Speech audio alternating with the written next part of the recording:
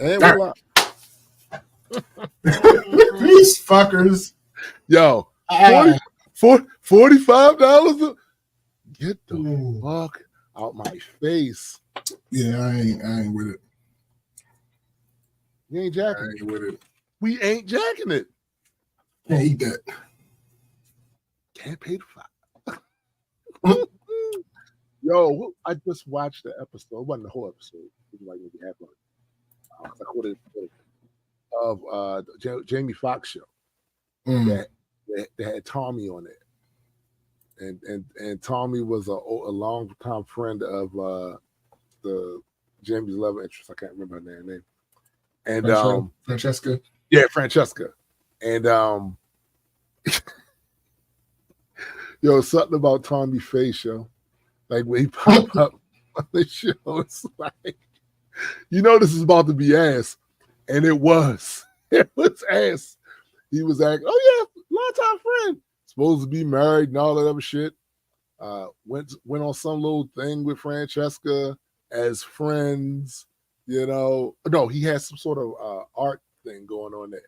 What he really was trying to do was knock the boots. That's what he was trying to do. And James from the start, yo, the way they wound up resolving that was hilarious. I forgot how funny the Jamie Foxx show was.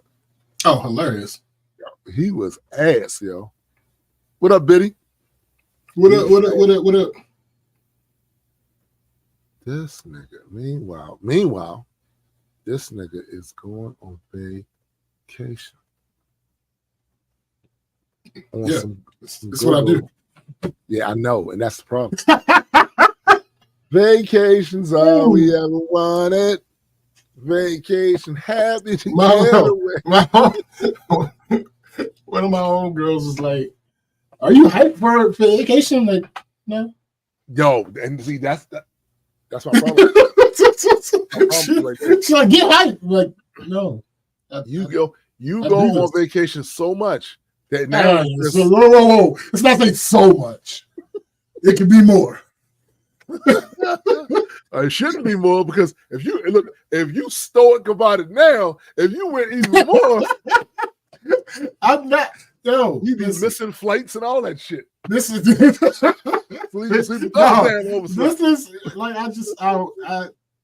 I'm going on vacation to a place that I've gone several times, and it's still with to a unit that we've had already. Like, I'm happy to be away from here and away from work. That's what this is. That's what vacation has become about for me. Less so, like, it's not that I don't care about the destination, but it's less so about the destination now. It's more so it's just about getting away. And I completely understand it. And the responsibilities of everyday life. I completely understand it, but that doesn't mean I respect it. And on top of that,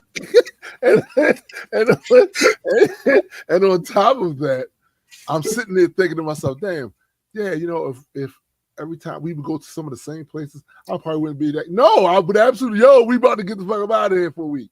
I mean, yeah, obviously, we about to get the fuck out of here for a week. Listen, if I was to go, still, the word hype to me, to get hype. Yeah, nigga, that's no, it ain't that deep. I'm excited that vacation is around. It is deeper than the Mariana Trench. Listen, no, nigga, listen. Not quite. If I got a chance to go back down to spend, it could be the same room at the Hard Rock Hotel. I am going to be get hype. No, we're not doing all that. I'm excited to be on vacation with my peoples and away from here. Yeah, well. Outside of that. What happens when there becomes here?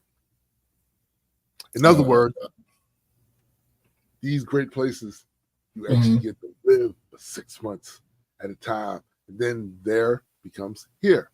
I'm here. Will you be excited to come back here? Yeah, I can't wait to get back here. No. No, not here specifically. Hell no.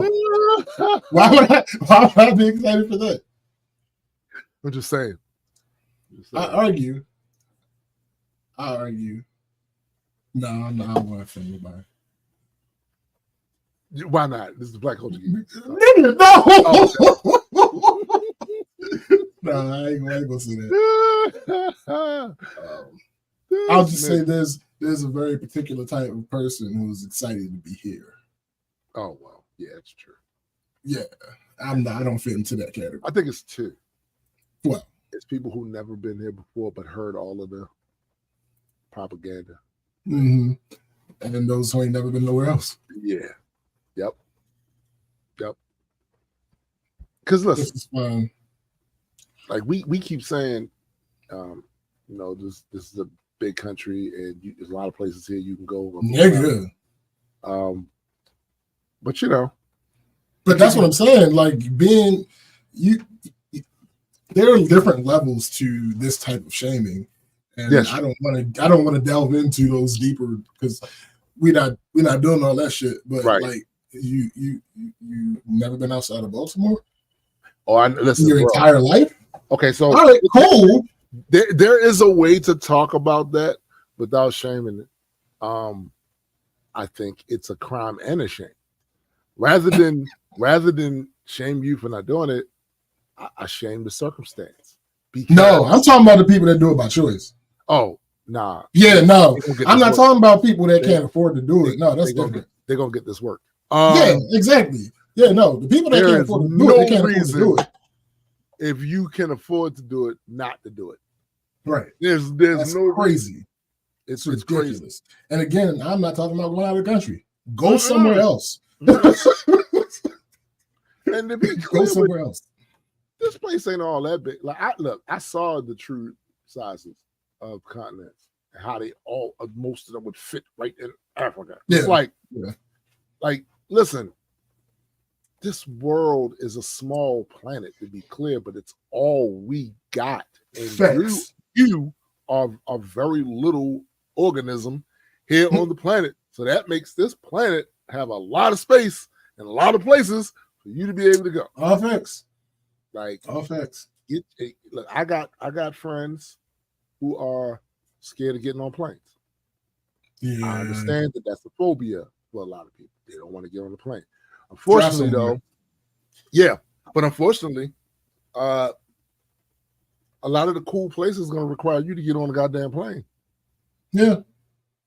So you got kind actually, but again, it depends on if you're willing to take that long ass drive. There's certain places you can get you. That's true. Florida, despite its many issues, is only a 17 hours, somewhere between 13 and 17 hour drive from where we are. Right. No, nigga, I would never do it. But the point I'm making is, if I was terrified of flying, I would have made that trip by now. Yeah. I think I would have just got over it because once I would have saw the difference between 17 and 2.5. You know what's funny? That's what happened when I went to Miami the second time. Mm-hmm. Me and my homeboy, and it will be me, my homeboy, my ex, and his at this point ex. Yeah, he know. I couldn't remember if they were still together. Yeah, I couldn't remember if they were still together. So me, my homeboy, and our exes were supposed to go to Miami. We had planned on driving. The idea was we were all four of us had our license. We were all going to rent a car and drive the shifts. Right. Once I realized the difference in time between driving down there and getting on the flight, I was like, hey, listen, I know it's more expensive this way, but I really would not like to drive. Listen, I've been on long road trips, like on Greyhounds and shit like that. Mm-hmm. Greyhounds, which are typically more comfortable than you in your car, right? Yeah. It's still ass. And I remember coming from South Carolina back to Maryland. Mm-hmm. I took a plane down there, but they paid for us the Greyhound to go back. No, the first time I went, I don't remember. I went as a child. I don't remember that trip. First time as an adult, we went to Myrtle Beach. Mm-hmm. Yeah, we drove. Not doing that shit no more. No, we was talking about the trip at work, and one of our coworkers was like, "Why don't you just drive?" You shut your mouth. You shut your painted hole. Listen, nobody. No, I'm not doing that shit no more. Nah, it's just not happening. Like it wasn't the worst experience that I've ever experienced in my life. That's not the point that I'm making. Right. But it was inconvenient enough that I'd rather spend a couple $100 not to have to deal with that shit. Yeah. Not to have to deal with it. Like I remember my grandfather, he took us. I'm trying to think exactly. I was so young, but I remember the trip, but I don't remember necessarily the full destination. I remember stopping at the land that my family owns. Right, I remember that because I remember running across the field there and sleeping in the house that's on the land. And I remember how, because this is the country, there was no street lights, nothing. And I remember at night it being pitch dark. And me lying up at night looking at nothingness. Like, this is ass, right? I remember that. See, that's because you're old. Well, that could be. My experience is, no, I'm not, I'm part of it. I'm not saying the whole thing. No, but like, I remember, like, we used to be in most vacations, we used to be in the car. Like, I think when I was younger, the only, like, trips that I took, if I'm not mistaken, the only time I got on a plane when I was younger, outside of going to Africa, was to Florida. Outside of that, if we were going, we were in the car. So see, the Myrtle Beach trip was in the car. I'm pretty sure. I know we went to Georgia at least once, like, driving. Like, yeah, we went to Virginia Beach. Of course, that was the driving thing. Because why would you, Yeah, no, that doesn't. Nah. But I think I was probably 4 or 5 that driving trip with me, my sister, my brother, my grandparents. I was like 5. And I don't remember the final destination. I just remember being on that land, right? And meeting cousins who were grown as fuck. Right? Right? That's what I remember, right? But I do, these are other things I do remember. I didn't like to drive. I remember. I mean, sure. Well, actually, my memories of the drive aren't terrible as a child, because like the most prevalent one I remember is coming home from Georgia, and me and my cousin taking turns playing on the Game Boy. Taking turns playing on the Game Boy. Oh, I did. That was all the fun in the world. I bet it was, but I remember the Georgia trip. I remember both ways. The driving, because I was grown as fuck. Right. When that happened. It was me and my brother. It was ass. I didn't like it. I didn't like it. So, I couldn't tell you nothing about the actual drive. I wasn't paying attention outside of the car. What up? I wasn't paying attention outside of the car. Of course you wasn't. It was all in the at that Game Boy. Absolutely. But we ain't had that. Like that's why I said the part about you being old. That was what I meant by that. It was all either the radio playing, yikes, or looking out the damn window, or have to hear my brother attempt to sing. Hey, that was, bruh.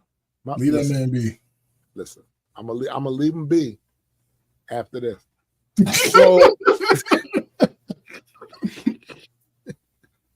So he never knew the words of the song until you got to maybe a portion of the chorus. So, but he still sung it anyway. So it means most of the verses was. Yo, listen. If I know you and you do that, I'm calling you out.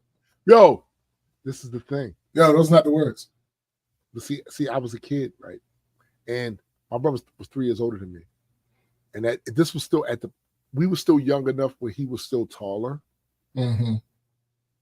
And because of that, my grandparents, quite rightfully so, was like, order of importance as far as Mm. Lawrence is the oldest, Landon's the next line, and then Erica. So Lawrence, they let him do that, and nobody else was annoyed, I guess, but me. But it was the worst shit ever.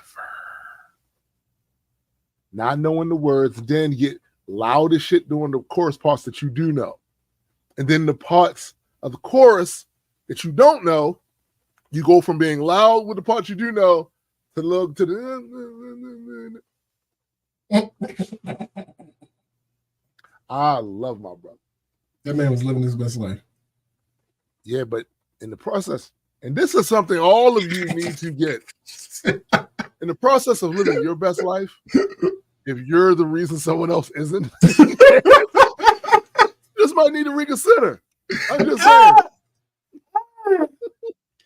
Maybe. Right. Maybe. You might have a point there. You might have a point there. It tracks. It tracks a little bit. But to our point of like just getting away, like people really don't have a concept of how far things are away and where they are. Because, like, for instance, a lot of I think I brought this up on the shows at some point during our run. A lot of people that live here do not realize that Atlantic City, New Jersey, is closer to us than Ocean City, Maryland is. A lot of people don't realize that. Every time I bring it up, like somebody, like anytime anybody, matter of fact, I just ain't going all the way up anybody asks me about going to the beach, I'm like, well, Atlantic City is an option. That's too far. Sir, you were talking about going to Ocean City, Maryland. Ocean City, Maryland is 3.5 hours away from us. Atlantic City, New Jersey is 2.5 hours away from us. I ain't going on no Jersey beaches. I don't give what nobody said. I mean, okay, now listen. If that's your response, I can't help you. I can't help you. Right. If you got an issue with Jersey, hey, I can't help you. But listen, I've been up Jersey a couple times. Every time I went up there, it stank. I'm not getting in your water. Yeah, no, I'm not getting in your water. I don't know. I have no idea what you've been rooting in.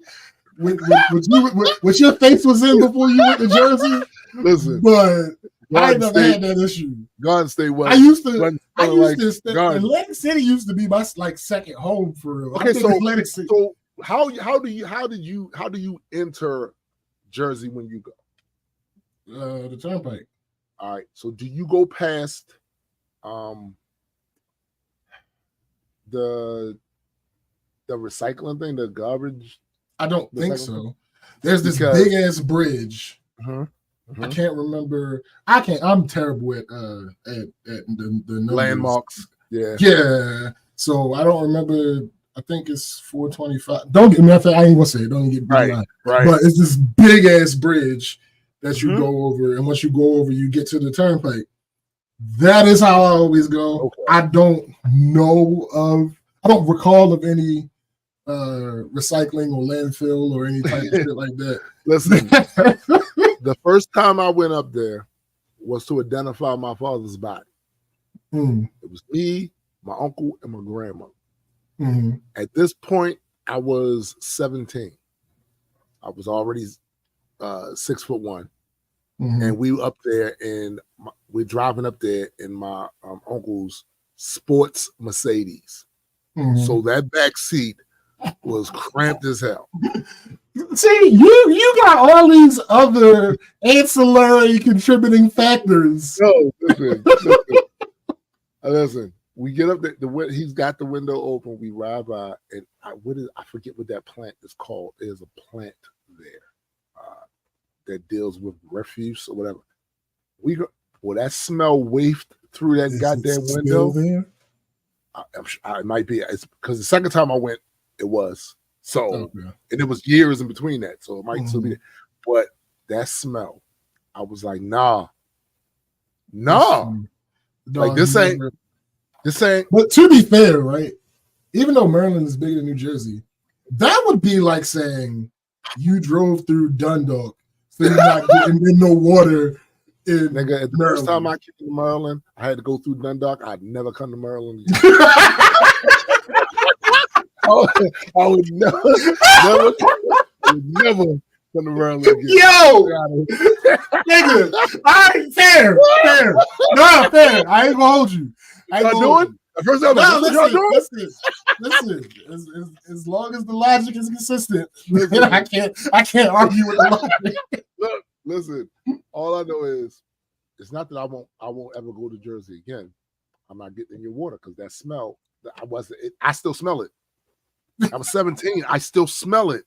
Every time I think of it, the memory, I still smell like, nah, I'm good on your water.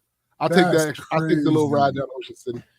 That's what up, free thinker? Whatever. Yo, okay, fine. I ain't gonna argue with you. Now, there are things I don't like about Ocean City. Mm-hmm. I feel like that pier needs to be renovated.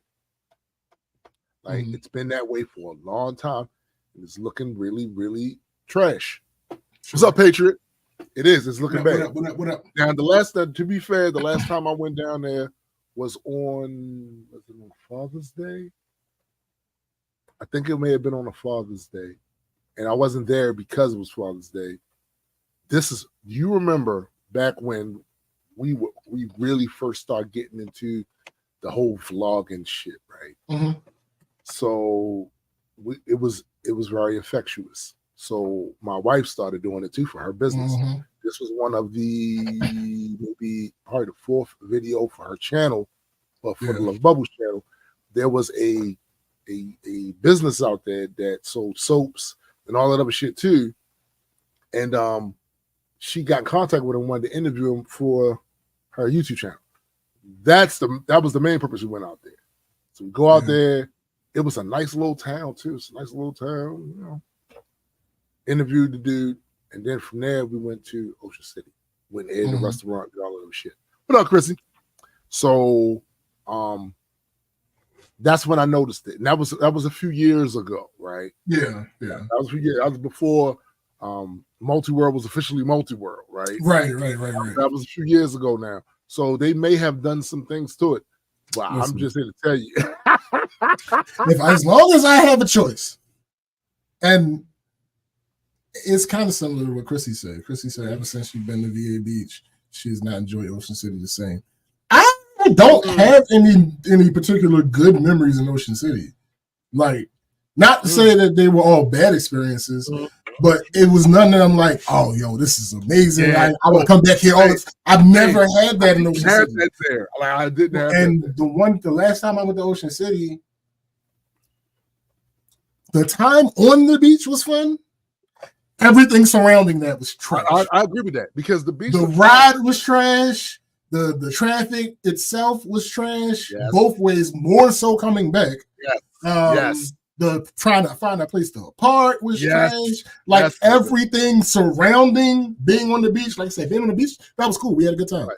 Outside of that, everything else was trash. I'm like, yo. And this was after I had already started going to Atlantic City. Mm-hmm. And again, I've actually, funny enough, I said Atlantic City for shorthand.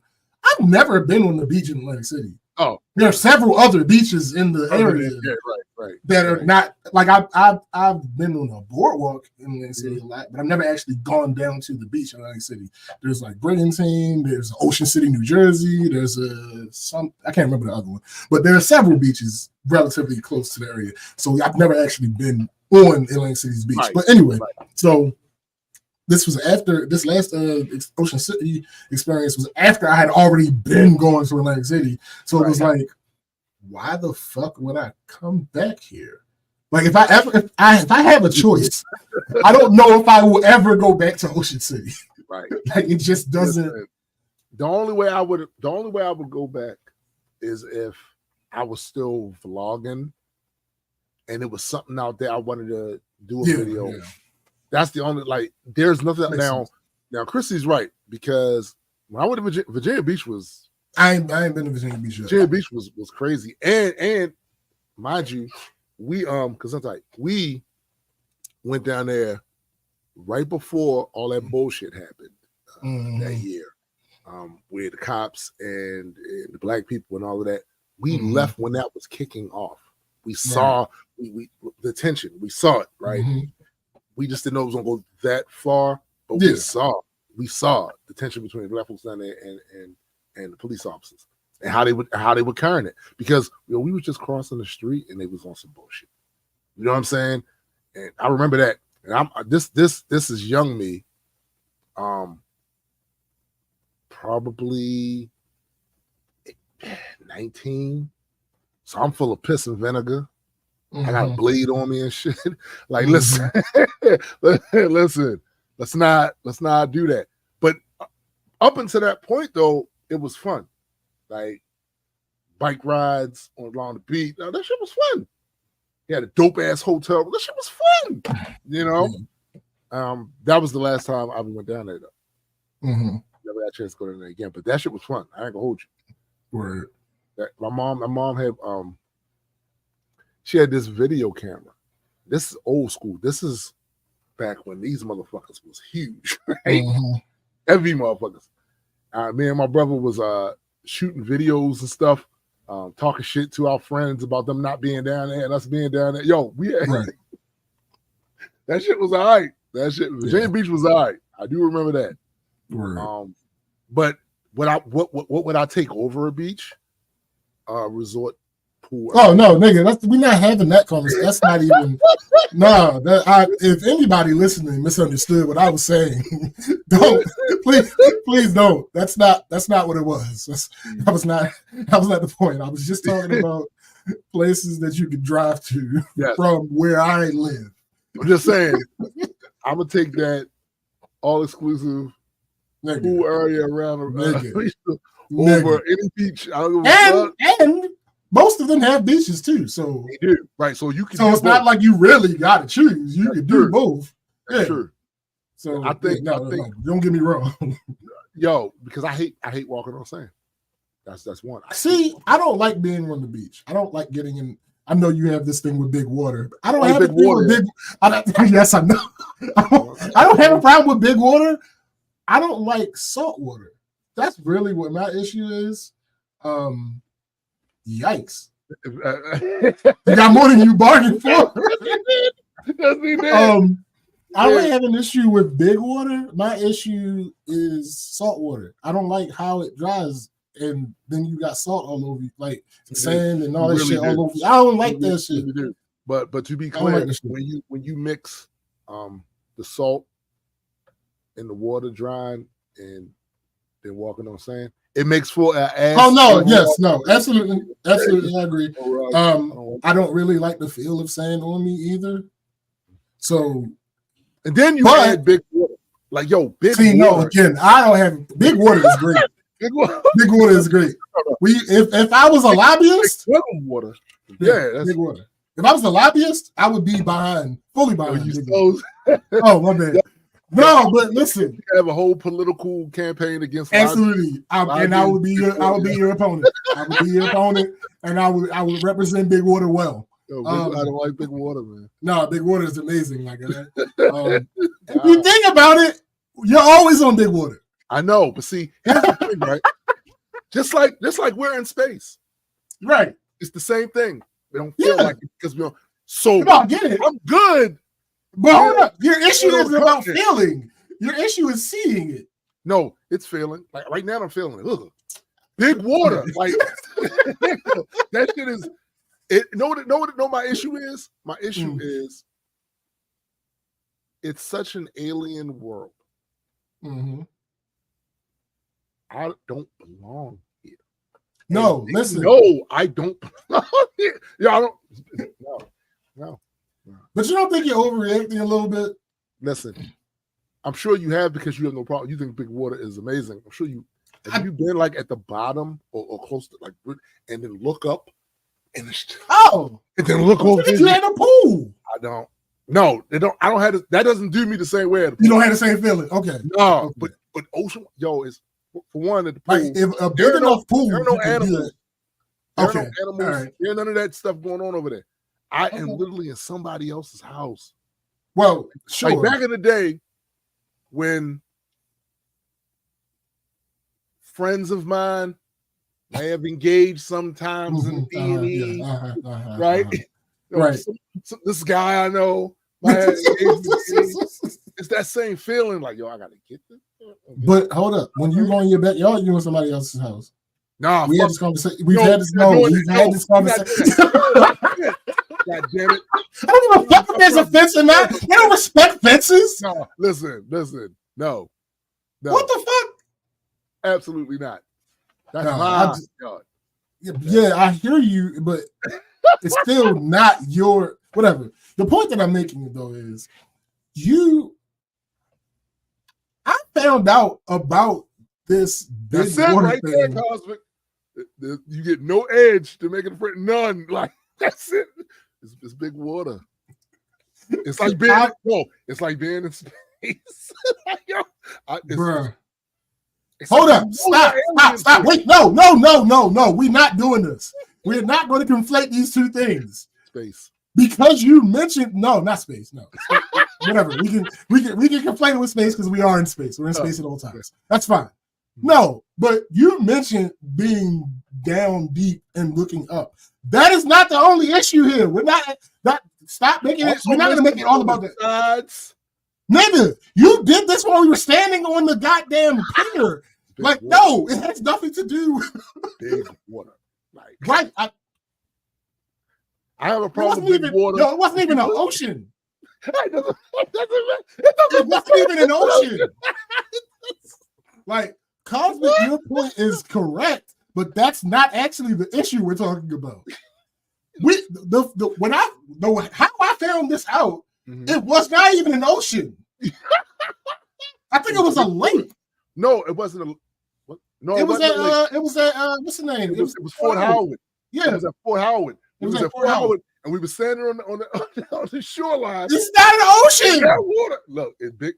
Listen. At a certain point, when water gets a certain size, it might as well be. Like, it might as well be, right? It might as well be. Look, listen, it's big. It's a lot there, and aliens down there, and all that. It's just not. Look, Mike said, "You won't find me at the nude beach. I don't want to traumatize the entire community. Nope. I'll just traumatize my friends." See, that's the bullshit right there. That's the bullshit right there. Look, all I'm saying you have an irrational fear of big water, and I don't like it. It's endearing. It makes you seem human. Humanized. Yeah. Big water, yo.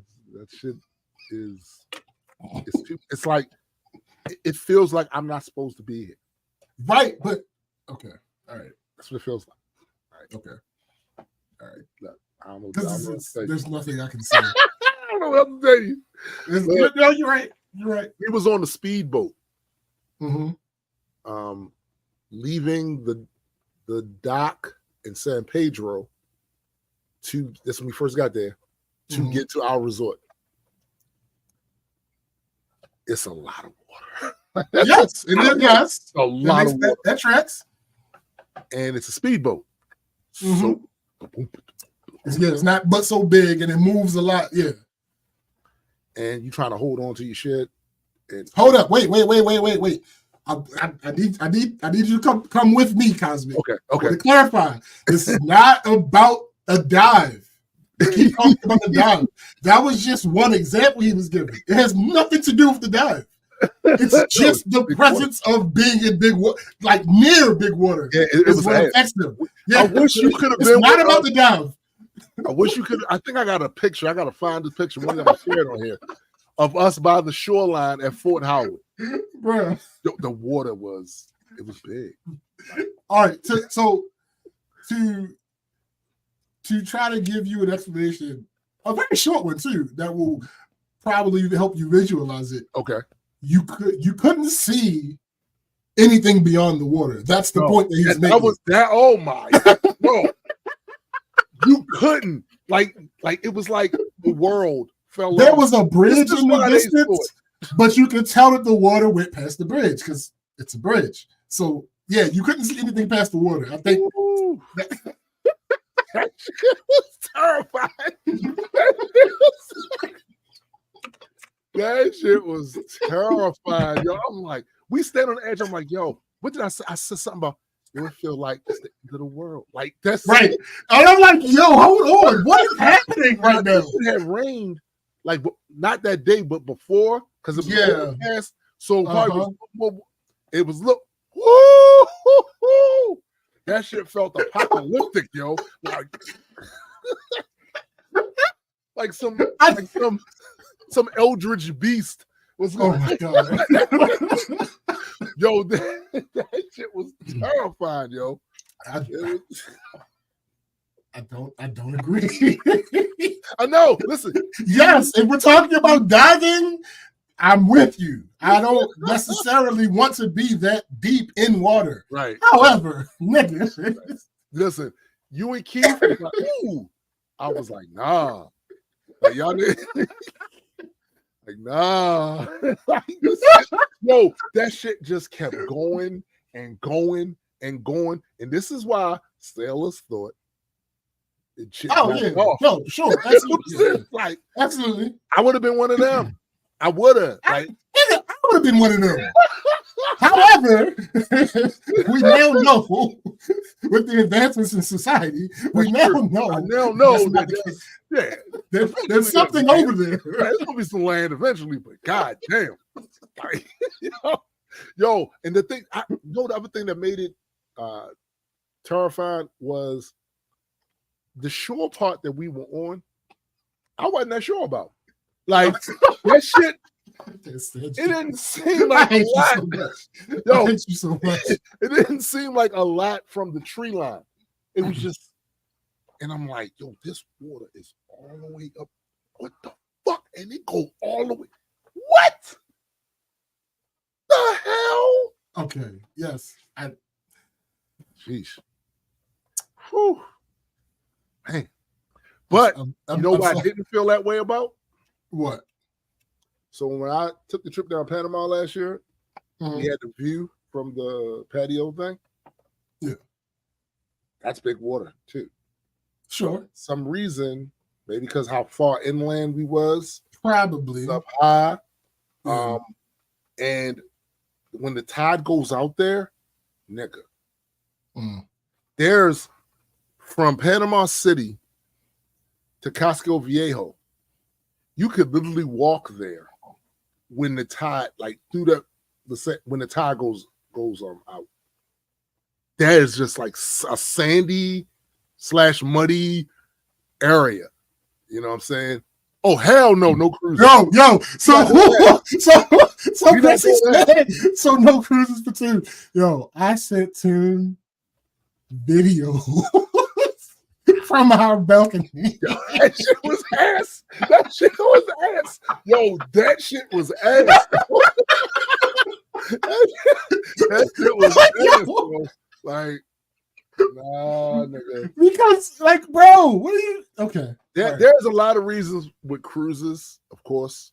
One, my wife gets motion sickness really bad, so we ain't doing that. But also the other thing is, it feels very I know these are big boats, but it feels very congested with a lot of shit. It's extremely congested. Yeah. And it's the people, y'all breathing and being there. Yeah, that's the thing. And I'm gonna tell you that back during the whole COVID thing, when that ship was not allowed to. Yeah, no, that's different. Yo, I was like, nah, nigga. I mean, that kind of happened to us too. And we got stuck in a couple places. Did y'all get sick? I didn't. Everybody else did. Well, hold up. I got sick differently. I got like some kind of cold or something, but everybody else had the motion sickness thing, as well as getting some type of cold or something. See, now, my mother-in-law really on that whole making sure nobody in this house shit. And nobody did. But she goes on a cruise. Ooh. Gets cold. Yeah. Gets cold. Yeah. I'm good. No, they're floating petri dishes. They are. Gross. They 100% are. But here's, like, I don't know. I don't feel so negatively about the experience of cruising itself. Like, I feel like because you cruise through life, my guy. Well, I mean, listen. when you're me. But no, like the experience itself of the act of cruising, I don't feel like I'm not refuting anything you're saying. No, I know because absolutely it's a floating petri dish, 100%. Before COVID, it was a floating petri dish. Exactly. Before COVID. So yes, and also, you know, if you have an issue with big water, or if you have an issue with motion sickness, yeah, you might have to take something to cope with that. Like the ones they had on, you know, Baltimore, the hub, and that little thing they had. I've been on those. Not many, but a couple, right? Yeah. His birthday party or some shit like that. And that, you know, I was all right with it. You know what I'm saying? That water also isn't quite as big. The water isn't quite as big. I could also see some shit all around us. You know what I'm saying? It wasn't, you know, but man, there's an old picture on my Facebook page of me and my wife. This is our first year. We're on that boat in that picture. It's one of the only pictures you can see of me smiling and showing that. That was on that. The salmon was excellent, but all that other wrangling, Barnum and Bailey was bullshit. Nah, you know what I'm saying? But that's hilarious. I listen. I certainly understand your need to go on vacations several times throughout the course of the year. Believe me. That's okay. Technically, yeah. Okay. All right. Fine. I was several times, bro. Several was more than okay. No, but I don't go on vacation more than 3 times a year. This year so far, okay, 3 or more. 2. This year it would have been 2, I think. I went to Mexico. So you had a slow year this year. About to go to Myrtle Beach. Your ass about to go. Y'all, just think. And when y'all supposed to be back? Friday. Oh, that sucks. Like y'all, like I wouldn't have been back to Monday. No, I don't like doing that. I don't like doing that because number one, I don't like people. Right. Oh well. So with tourist destinations, I like to avoid being there on weekends. Also, they tend to be more expensive during the weekends. That's true. So because of those 2 things, I prefer to do Monday through Friday. That's probably going to end up changing soon because of how people's off time, you know, within the group work. So, you know, the next vacation that we've been talking about, December, I think is January. It's not gonna be this year. No, I think it's not gonna be this year. It will be like I think we said Thursday through Monday. Oh, okay. So almost the same amount of time, but really over the weekend so that people don't have to use so much vacation time. Right. For this for this excursion. So, but I mean, listen, if it was up to me and solely up to me, I'd probably be taking 12 vacations a year. I want some money. Let me get up out of here. Like, what are you talking about? But because of the way that my life is set up, that's not really feasible. Number one, I don't have 12 weeks of vacation at work. You could have done it had you chosen to go that route. Like you could have made $100,000 per video. Oh well, no, I don't. There's a certain level of grifting that I'm okay with. You're not kidding. It's not that. Yeah, it's not. There's a certain level of grifting that I'm okay with. That to create content is to lie. Yeah, of course. But there's a certain level that I don't. Before videos, I don't foresee myself going. What? No, listen. It's crazy, but I don't think I don't think, but to your point about vacations, right? What up, sis? To your point what up? I would most definitely take more as well. Like I don't know the whole traveling thing. Like I enjoy the journey too. I don't enjoy the journey back. Nigga. Like I don't ever in life, unless I'm like sick, but outside of that, I don't ever in life be more drained than the journey back. Journey back. Vacation. Yeah.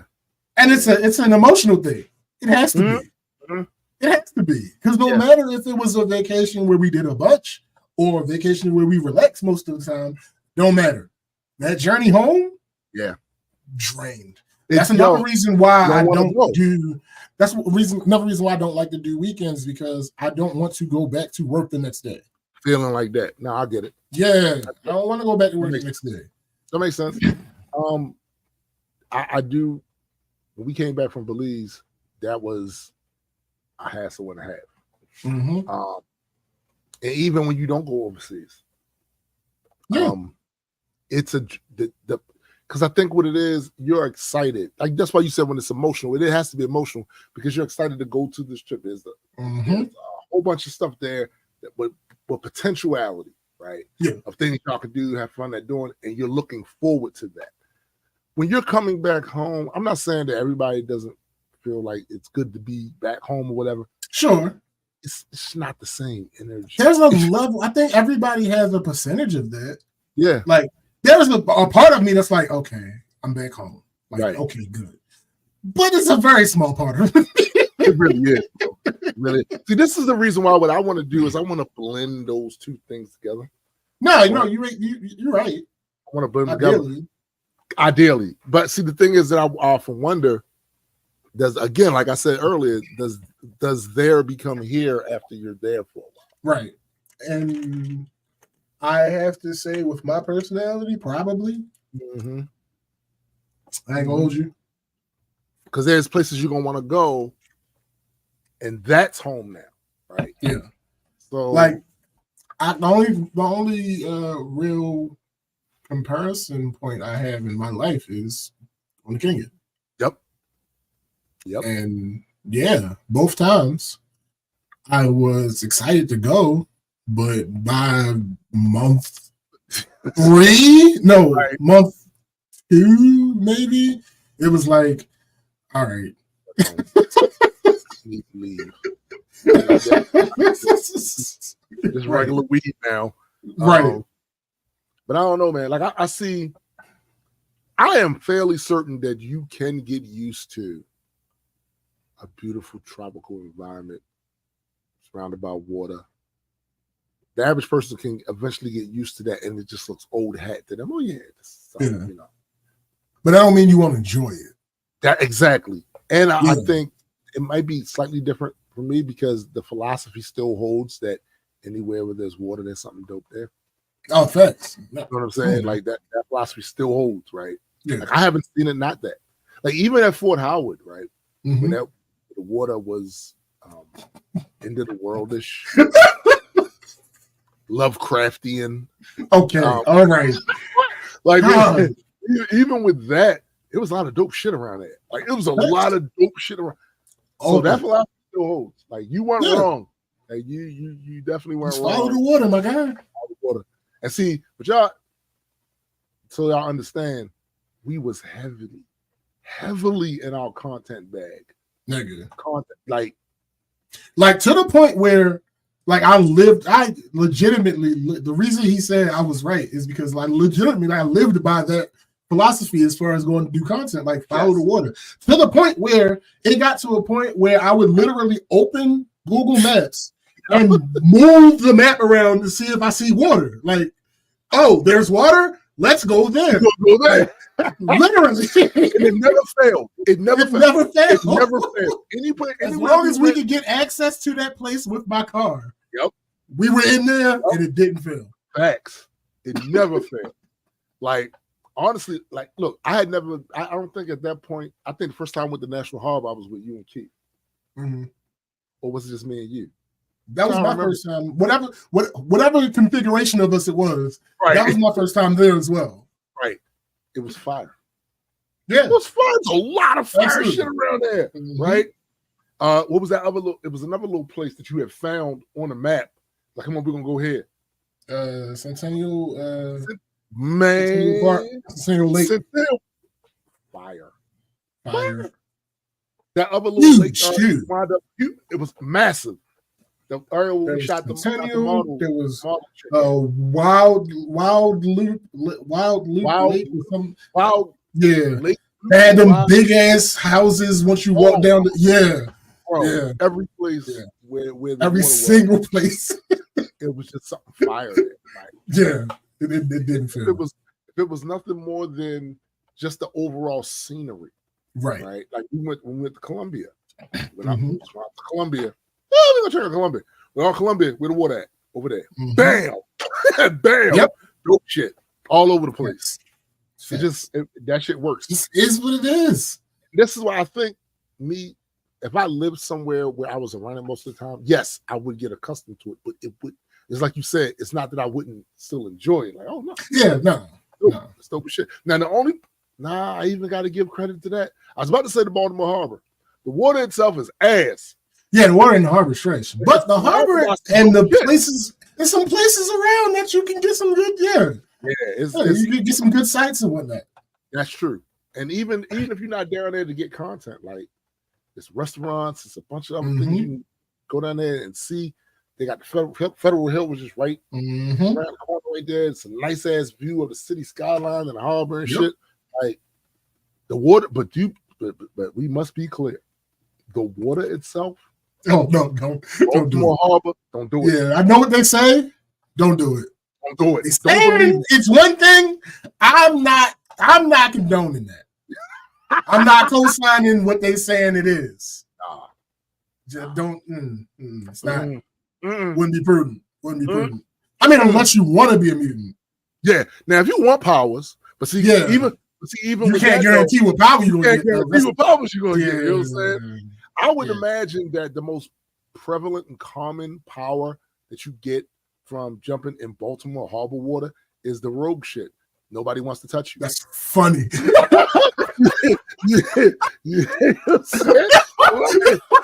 Nobody wants to touch you, my girl. That's not exactly how that works, but okay, I understand. I'm with you. I'm on the train. I'm just saying, like that shit is gone. But surrounding it, it's some dope shit right there. Facts. And look, now I've heard people complain about this is early on. I heard somebody make the line of reasoning that they spent the city's money on building up that area, and I said to them, like, yo, so yes, right, yes, like why wouldn't they? Like that area brings people from outside money. It's one of our biggest tourist attractions. Yes, you spend money there. That's how that works. Yes. Right. That's 100%. And also the taxes from the people that work down there. These were jobs. This was a whole. This does help, because the person was making an argument how it doesn't help the rest of the city. That's bullshit. What do you think the people that work there live? They live in the vast majority of them are going to live in Baltimore. Yeah, like it's dumb. And because I think the argument we was having was about William Donald Schaefer, which in my estimation was the best mayor Baltimore ever had, even with his flaws, because he did have some flaws. But he was the best mayor Baltimore ever had. He, along with a few other investors, are responsible for there being an inner harbor. Because I'm old enough to remember when there was a harbor there, but you didn't want to be in it. When it was still filthy and dirty and just ships coming in and all that other shit, I'm old enough to remember that, right? I remember when they opened the inner harbor as it's the inner harbor. I remember that shit, right? That now part of my bias about William Donald Schaefer is that I lived in the same general area as the house his family owned in Emerson Village. At one point, those who don't know, Emerson Village was all white. It was an all white area, right? Then my grandmother and them moved in. And then slowly but surely, it started to take over. Both grandmothers, matter of fact, moved in that area. Started to take over. He still owned that house, though. He still owned that house. And one thing he did, if nothing else, was make sure the streets and the sidewalk around that motherfucker was kept up. You ain't never had no broken ass sidewalks, no big dumbass potholes anywhere in that area, which extended to where I lived, where my grandmother lived at, right? So that there's some bias there, I will admit. But I also look at what he got accomplished there, right? Like he got a lot accomplished there that motherfuckers still eating off of right now. And that man been dead for years now. You know, people still eating off that shit. And at the end of the day, to me, that's kind of the legacy I want to be able to leave is this motherfucker still eating off of shit that I did? Thanks. Dope. All thanks. What up, Cosmic? What up? All right, so I had a couple okay. I had a couple things from Twitter that I wanted to share. There were a couple things from Twitter that I wanted to share. These people. I'm pretty sure it's mainly dumbasses of the week. Listen. But I mean, come on. It's very rarely anything else coming from that space. Yeah, listen. So I wanna big up and Stillman, the person who had the tweet that inspired this dumbass to quote tweet first. So let me read her entire point before I get to him. Right. And so she says, to the younger adults on my timeline, there's a few things about the shock and awe over Cheney endorsement. Dick Cheney is a staunch, diehard, tried and true Republican, but his version of the party doesn't exist anymore. Him being anti-Trump is no surprise because Liz is and has been, but rejecting your party's candidate isn't the same as endorsing the other party's candidate. Two, he is, as far as I can tell, the first person who's ever held an executive office to endorse the other party's candidate. That's not true, but she clarified later. Three, he was arguably the most powerful vice president in U.S. history. He essentially ran the White House and just let W do all the public stuff.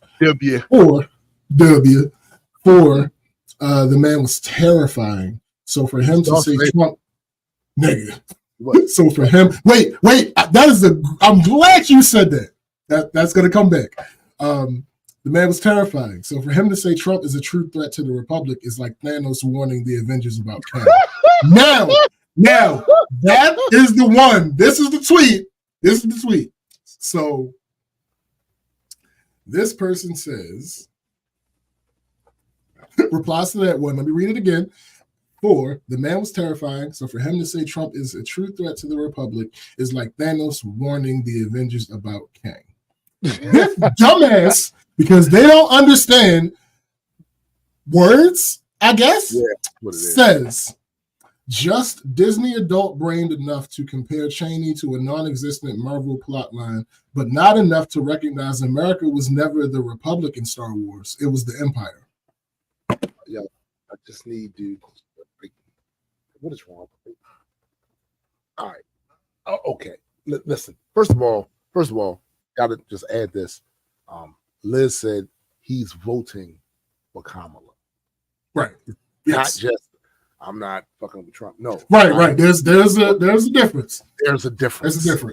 A tangible difference. Yes. Bruh, like why are we doing this? I know how he got there. I get how he got there. Because she mentioned Thanos and Kang, he's thinking that she's one of these MCU lovers and blah, blah, this, blah. No, dumbass. And to the Republic for which it stands. I just hate people, bro. Like, yo, you realize that Star Wars ain't the only place they uses the term Republic. You fucking moron. And then you loud using all your face to sound stupid. Like, Yo, this does nothing more than prove. Actually, it proves a couple things, right? Yeah. Well, it gives credence to a couple. It's credence, yeah. One, this place is a cult.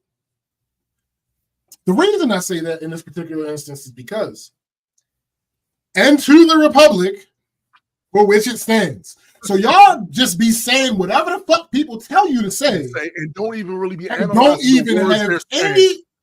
Come on, bro.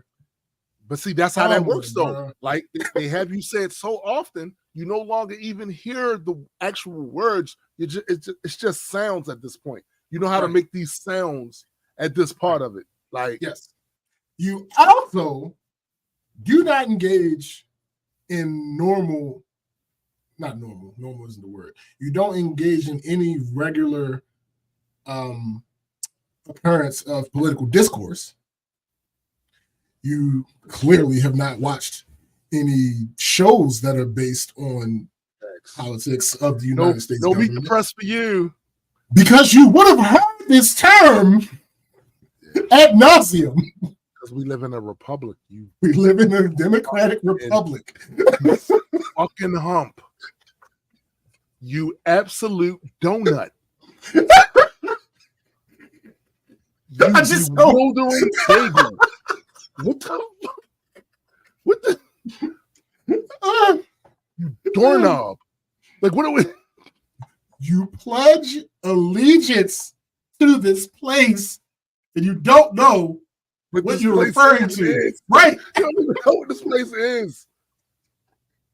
What the fuck? Like, and to be clear, this is not an attack on people who pledge allegiance, because generally most people who pledge allegiance are children. True.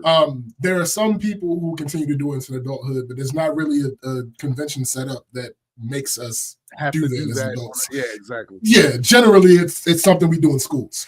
Right. So yeah, like I just don't. Like I said, I see how you got there, but I don't see how you got there. Not as an adult, though. Yeah, bro. This is the point I heard somebody made the other day about just the lack of civics education, where it's really sad, because when you think about it, if you want to know where shit went wrong, where politicians stopped being responsive to the needs of the people, it's largely because the people are undereducated about how the system works, and it's a lot easier to do what the fuck you want with that power and that privilege that comes with being an elected official if you're there to serve a constituency that don't know how the system works. They don't even understand the terms. Yeah. That shit there made it easier for things to go downhill. Facts. Because nobody was there to throw out a bunch of technical terms at you, and you don't actually know what they mean, so you just like, America. Yo, a democracy doesn't work without rights and responsibilities. It doesn't work. How you responsible? The best way for you to be a responsible steward for your democracy is to have an understanding on how this shit works. Because then you can diagnose a cursory understanding. You don't even need to be an expert. Just a cursory understanding how this shit works. Because then you can follow the signal flow on why it's not working. Hold up, this mic ain't on.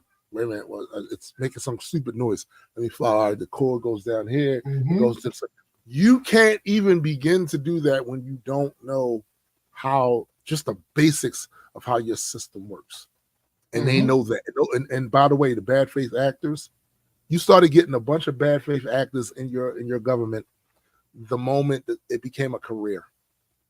Like when it was just, for a few months they go up to here and they handle the country's business and they go back and work their farms and shit. Right.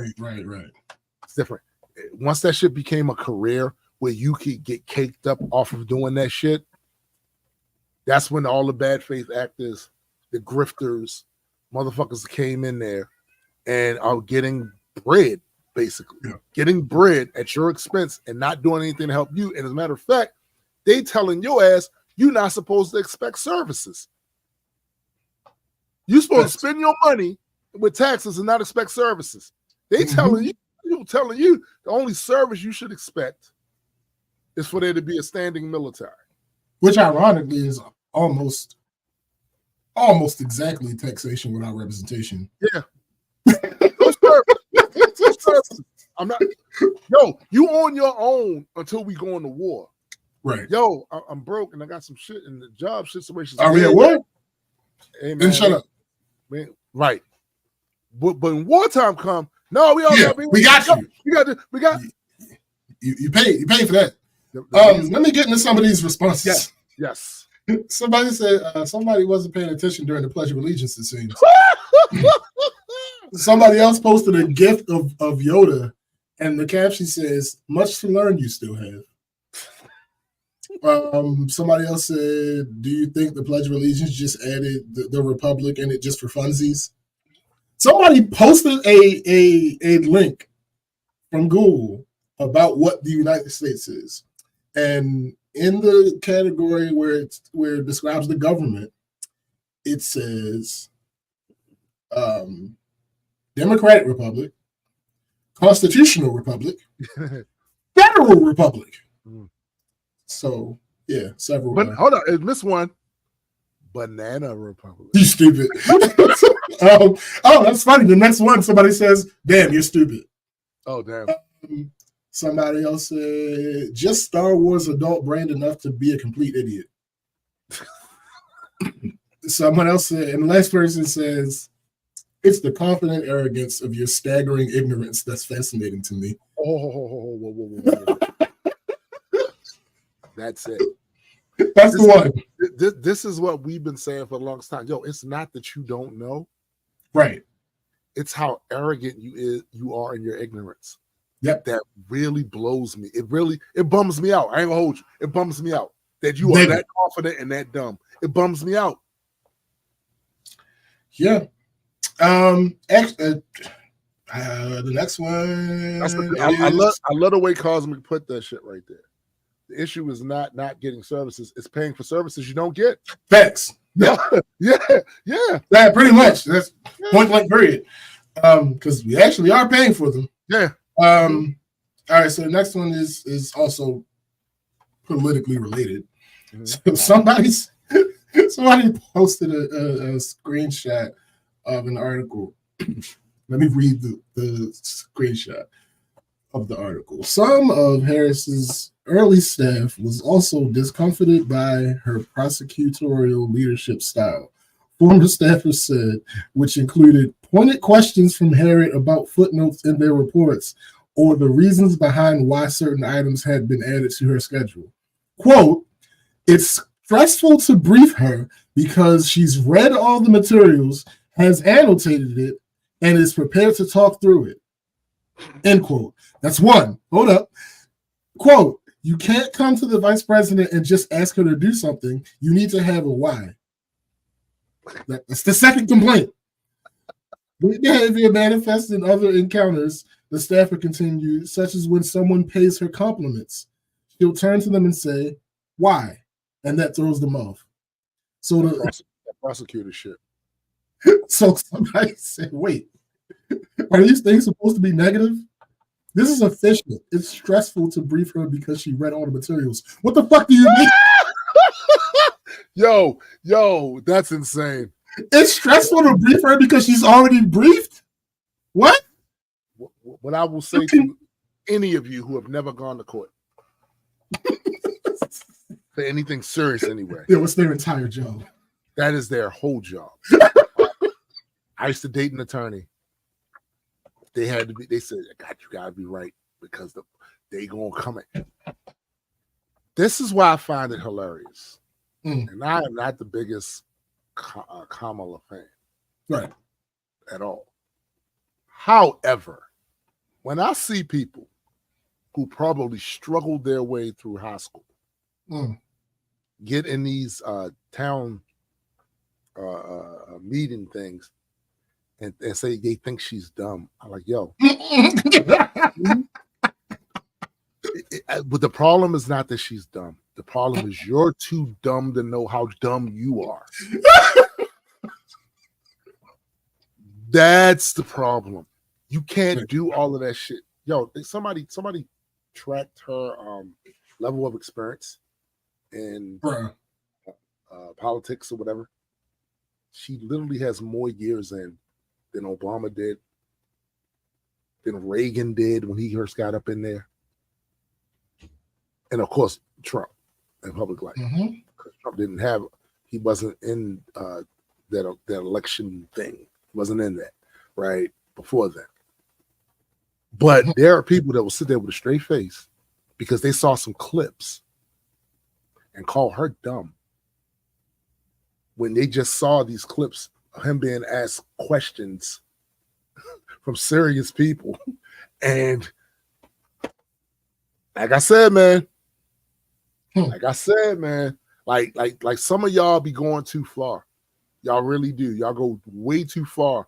Like critique on some real shit. Like critique on some real shit. Don't. Yeah, because here's the thing: people are people at the end of the day. Yes, people are people. They're going to have something that is worthy of critique. And y'all all know my stance on politicians in general. Y'all already know my stance on that. But to say she's not intelligent, especially with the balls y'all be goggling and glazing and shit. Nigga, I'm glad you said that. That's the next that's the next thing. So the next tweet reads, right. I'm not listening to an ASAP Rocky song in 2024. I also, as a Drake fan, am not giving anybody Drake beefing with any spins just to hear what they're saying about Drake. Y'all don't know how to really ride for people. Y'all listen to people talk about your friends.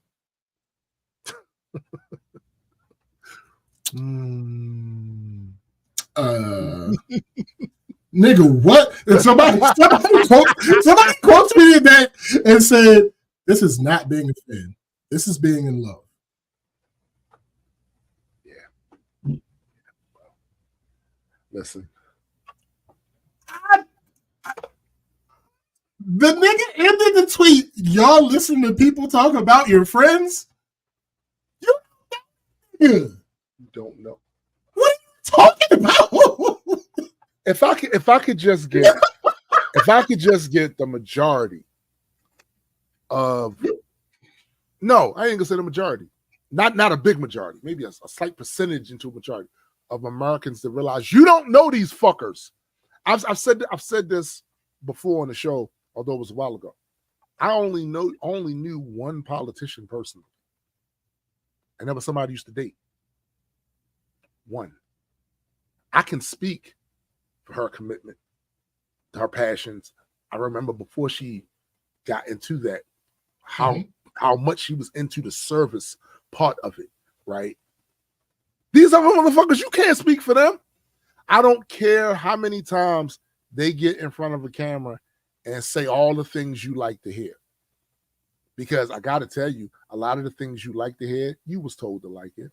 In some way, form, or fashion, your understanding of these things was given to you.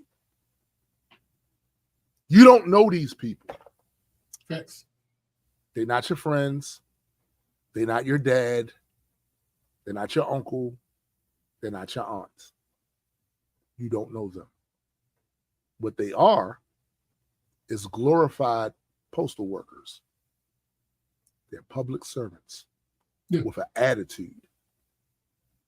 Largely, we allow them to have. We allow them to have that attitude. We are the authority, not the servant. They're supposed to be the servant. If you want to know another reason why shit went left here, that idea of them being public servants,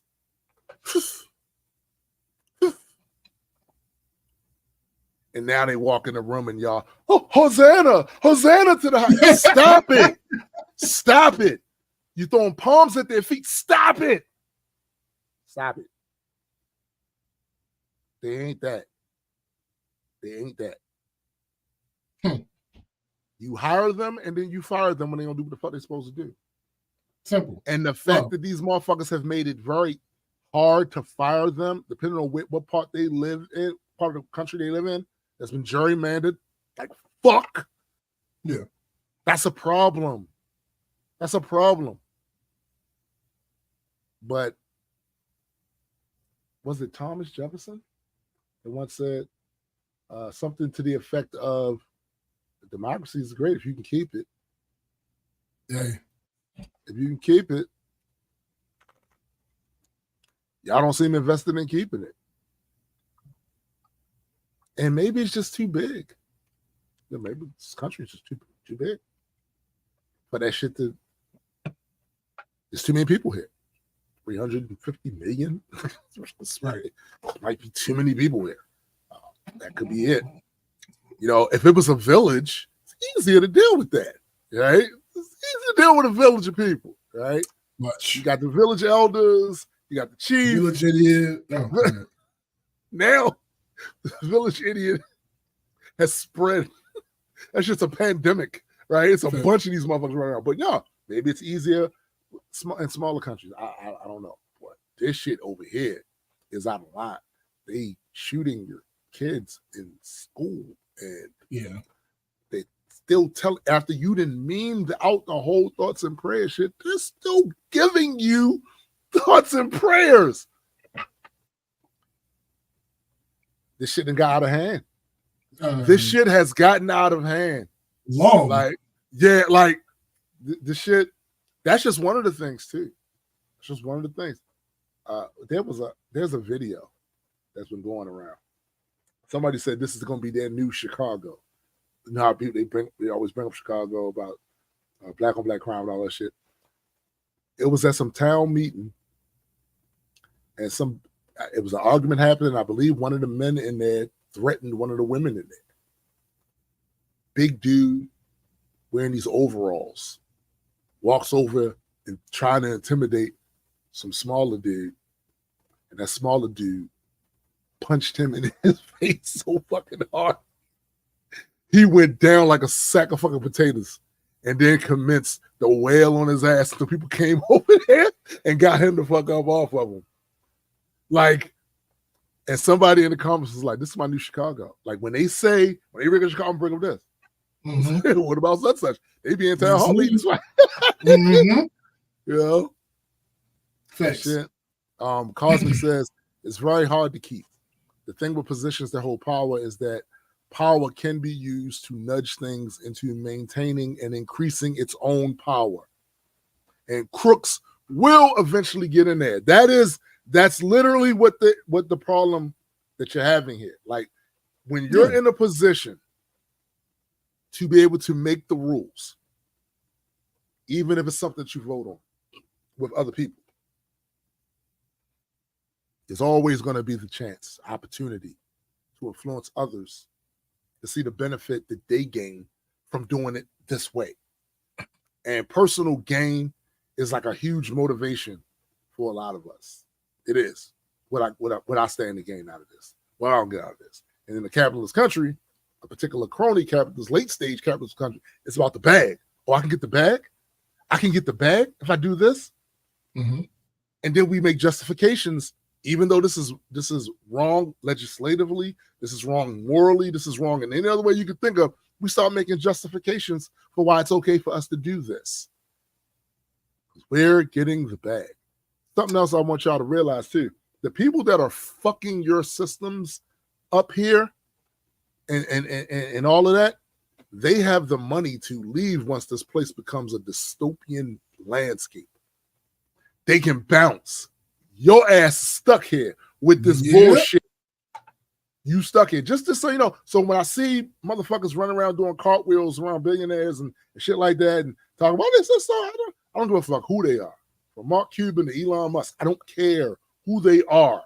What I'm telling you is these motherfuckers have the money to leave after they done fuck this place up. After they done influence politicians to do stupid shit because of the money they got or the position that particular industry they are captains of that might be important for infrastructure here in the country, they can fucking leave when this is trashed. They can get the fuck up out of here. And don't ever have to worry about coming back. Your ass is stuck with this shit. This is why I'm so big on average citizens copying an attitude with the motherfuckers in power. Copy your attitude. Don't be all genteel with these motherfuckers. Copy your attitude. Because at the end of the day, they're going to make it so they have an escape hatch and your ass is stuck in the burning house. Fuck them. Yeah. Fuck them. 100%. Fuck them. Like, that's the energy. Yeah, that's the energy that needs to, I mean, whatever. It's no It's useless. It's useless. It's useless for a couple of reasons. We don't reach as many people. Yeah. That would be necessary. And then, even if we did, it's going to be a bunch of motherfuckers like, who the fuck is you motherfuckers? Right. They're not going to listen anyway. I ain't nobody. I ain't nobody. Fine. All right, next up. Weekend review, nigga. So I can go first. I'm sure you got some. Yeah. First of all, how's everybody doing? Oh God. Get your shit together. Yeah. So I had a doctor's appointment this week. Uh-huh. And let me tell you how much I don't like the medical system. They do this shit. It was a bunch of horse shit for me to even get my medication that I had to go through. Shit's ass. That shit is whack. That shit is straight pathetic. You can't spell bars, whatever. Okay. Right. Listen, I had to go through a bunch of bullshit just to do that. So I go to this doctor's appointment, and a couple of things. I lost weight, which is good news. Mm-hmm. I was telling y'all, niggas up at 260, down to 248. Mm-hmm. Gotta keep that going a little more. All right, that's number one. Thanks. So they did a bunch of blood work because it was the annual where they give you the whole physical and whatever. So first of all, something else about that too.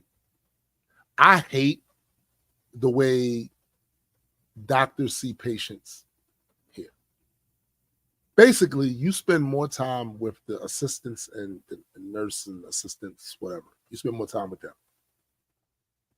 They're the ones that are taking the vitals. They're asking you the questions. They're doing all of that shit, right? Doctor comes in, 10 minutes maybe. Goes over some stuff. They out to the next patient like this is a fucking drive-through at McDonald's. Mm-hmm. I hate that shit. And I've seen now other places that do it better than that. All right. So that's one. The other thing I don't like is after the initial annual checkup, they had my ass waiting out that motherfucker. Now my appointment was at 10 o'clock. Was it 10 o'clock? Yes, I think it was 10 o'clock. That was my appointment. I'm sitting in there waiting for the blood shit. Waiting. They finally called me in to get the blood work done. It was like 1 o'clock. Mm-hmm. Like, they just send me out of one room and put me in the other. It wasn't even like it was a lot of people in there. It would have been different. There would have been a lot of motherfuckers in there. And it wasn't even a lot of people in there. So they tell me, a lot of these doctors now, they have these online portals for the patient where any documents, instead of just handing you a bunch of fucking documents when you leak like they used to do, go on the portal, log in, like sign up, whatever, have a profile, log in, and once the paperwork is done, results from tests and shit like that, medications you need to take, whatever, it's right there on the portal. You can go in and get it. Even referrals. Mm-hmm. Get your referrals on there. 2 days pass after the blood test thing. I check the portal. No, I actually get an email. I got new documents in the portal. I go and I check. They got the blood work in there. They also got the referral. I have to go to a urologist and a heart specialist, right? So I see all of that. Then I see my blood work. Now, I was telling SBJ about this earlier this week. It's funny how things have changed. There was a time where you would get these results from blood work. You don't know really what the fuck you're looking at. You don't know. It's using a bunch of medical terms for shit that you don't. You might get what some of it is, but you certainly can't translate it. Like, what does this exactly mean? Right. Well, there are ways to translate it now really quickly. But back then, you would have to wait until the follow-up to have the doctor explain to you what all this shit meant. So I had to do that this time. Now, I have an appointment, a video call with the doctor. The thing that I saw was abnormal results. And that's what the appointment is about, talk about these abnormal results. You think I was going to let an entire weekend go by with that on my brain? Fuck you mean abnormal? What the fuck is going on here? No. I took my blood work, put it in the form of PDF, and I ran it through an AI. Told it to explain this shit to me in layman terms. And it did just that. Now, barring the fact that, it does get things wrong, so it could be, I'm factoring all of that in. But I did not like what that shit said. Right. I did not like it. Liver, kidney, potential heart disease. Now, none of these things are at a point of no return. So I don't want nobody to worry about that part. But it is, if I don't do the things I need to do, I might not even be with y'all 10 years from now. Because it's a steady decline when you don't do the things you're supposed to do. It sometimes rapid, depending on the health you start off at, right? It could be a rapid decline. A lot of the things on that, it doesn't come from anything other than diet, because I've never been a smoker, never been a drinker. I don't even eat pork. All right. Right. So it's other dietary things, eating too much salt, too much processed food, too much food, not enough water, that sort of shit, right? So looking at that, I already know most of what the doctor's going to want to talk to me about. But what I did with that information, because for me, information is empowering, right? Especially if it's something that's actionable. So I had to restructure my entire diet along with my exercise regimen to go along with that shit. Which means I'm going to be eating a lot of shit that I don't like. Now, let me make this very clear. Those who know me know I kind of like to eat a little bit. A little bit. Shut up. Oh.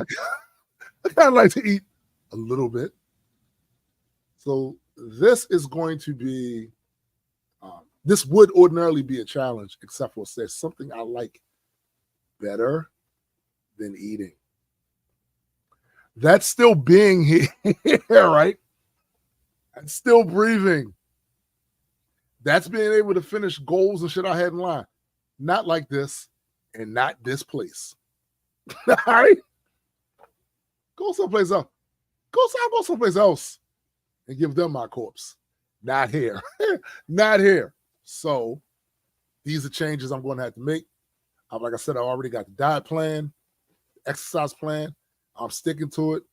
I don't give a fuck if I don't like the way it tastes or not. I'm shoveling it down my gullet. Just what it is. Now, I'm pretty sure there's going to be some more medications they're going to try to put me on. Probably stuff for the kidneys. I'm not sure what they're going to do with the liver thing. I'm also not sure what the urologist is going to say about that part of it. But whatever the case is, these are the effects of getting old and not doing all of the things you should have done when you were younger. So one of the things I talk to with my kids about is when you young, it's great. You binge eat all this bullshit, you do all of this stuff, and you're having a good time and your body recovers. But does it though? Right. Does it though?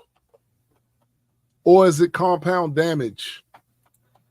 And I told them, don't wait till you're 55 to then have to restructure your entire shit. All right? Yeah. Like, start now. Start now. That doesn't say you still can't have the things that you like, but you can in proper portions. My problem has always been portions. I'm a big man. I gotta eat. I gotta eat. You know what I'm saying? But yeah, the other thing, that's the big thing this week. The other thing this week is wifey is out of town, going to a convention for her new business. Tell you how very proud I am about this shit. Because we all talked about this when we was in Panama. We were sitting in the Allbrook Mall in the food court eating food like, all right, how we going to do this? And there was plans made. And to see people doing the plans, a lot of them starting to work, is encouraging. My daughter's starting a business. It's encouraging, right? Now, it took her a little while to do it. She had to figure out how she was going, what she was going, and all that other shit. But that's her. That's her. The point is, a whole year didn't go by before she decided, this is how I'm going to do it. And she's working on it. These are great things. And I guess it does benefit the kids growing up in a house full of business owners, right? They see that as an option. The only option for them is not, oh, I'm just going to go get a job work someplace. Yeah, they both work someplace. But they all have seen, hey, you can, at the very least, supplement what you get from there with some business. And it's a lot easier to do nowadays than it used to be. It's way easier now to start a business than it used to be. So these are things that I was very encouraged to see this week, which actually helped me deal with the other shit from the whole medical report. Now, I know the doctor gonna talk his shit Monday because I saw on one of the comments on there about non-compliance with medication. First of all, stop lying to these people. I take my medication. The issue is when I run out, y'all make me go through hoops to get more. Mm-hmm. And then a few days will go by, so I haven't been taking it. So yeah, that'll become an issue. Stop lying to these people. And I'm going to tell them that when I talk to them. Shut your lying painted hole. You know that ain't true. Non-compliance. Fuck out of here. Right. There's a lot of things I'm not compliant to. I'll be the first to admit that. But not that. What was you talking about? But yeah, that's basically my week. Okay. Get your shit together. You know what I'm saying? Yeah, gotta get my shit together. Okay. All right. Cool. Got the whole diet plan. Yeah. And it's yuck. Okay. Well, all of it ain't yucky, but all of it ain't that shit. I mean, all that shit. Things are as they happen.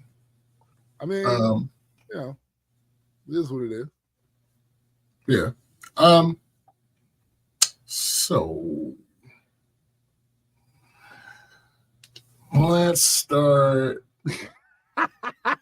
Actually, perfect. You were just giving praise to the large language models. Yes. And I'm here to shit on them. So I told y'all last week I was working on this project that kind of, involved programming. A little bit. I told y'all I thought Claude would be better. Mm-hmm. Well, kind of. I ended up having to use a combination of both. And I think now I'm like 98% done. You're doing really good. Damn this to get finished before vacation started, but there was just a couple things that just kept fucking up. But I get to work bright and early on Tuesday because we were closed Monday. You were bright-eyed and bushy-tailed. Nigga, I was in there. I was excited. I was like, yeah, let's get the Claude. I'm going to have this shit done in 20 minutes. 20 minutes. Nigga. I log into Claude, sign up for the pro plan because I've always had an account. I wasn't a paid user. Sign up for the pro plan. I go to upload my Excel files. Find out they still don't allow anything more than text images to upload. They don't have any type of code interpreter or anything like that. Somebody's got a frowny face. That's kind of crazy. Like they should get their shit together. How do you not though? Like at this point. So whatever. All right. Talk about immediate regret. Either way though, I realized that I could just take a screenshot of both of the files and upload that. Claude is good enough at determining what's in the picture, and I know the files intimately enough at this point to fill in what it can't detect. Right. But remember, this is from scratch. I'm doing this from scratch. Now, I'm not taking what I did with ChatGPT into account. This is completely fresh. Right. So I'm going back and forth with it, and I get to a point where it's giving me code. I must say, it does seem to initially give better code than ChatGPT does. At least more efficient code. But then I ran into a problem that they both share. People who are honest, who have experience with these large language models, will tell you that they aren't great at reasoning. No, they're not. I'm here to tell you that's a lie. They are horrible at reasoning. They're terrible, bro. And when I say horrible, I don't say that to say that they aren't capable of some decent reasoning. No, they are. Saying that because they are almost as equally capable of not applying any logic at all, even to things that are binary. Facts. In my book, that's effectively negative reasoning. It is. I'll give a few examples. At this point, keep going. At that point with Claude, when they started giving me code, the errors are errors that you would expect someone who doesn't know programming to make. I told it the tasks that I want the macro to accomplish. And I told it that I wanted each task to be its own subroutine so that we can keep the code modular, keep it relatively clean, so it's easier to go ahead and troubleshoot. Because one of the issues that not with this project, but with another thing that I was doing that had nothing to do with work a while ago, was I would try to build the code and I would realize that with ChatGPT, it would give you code. And let's say you are trying to accomplish a part of a thing. It will give you the code for that, and then that'll work. And then you'll go to add something, and it'll give you code that messes up the first code. So because of that, and because it's just general, that's another thing. That is just general good practice when you're coding, is to have things modular so that you can realize what's going wrong. If you're building something, you expect the next thing that you add in to work. If it doesn't work and you aren't modular, it's harder to find the issue that you made. If it's modular and everything's in subroutines, you can much more easily tell what happened. Okay, I did this. That's all taking place in this particular part of code. All right, cool. Let me go in here and see what happened.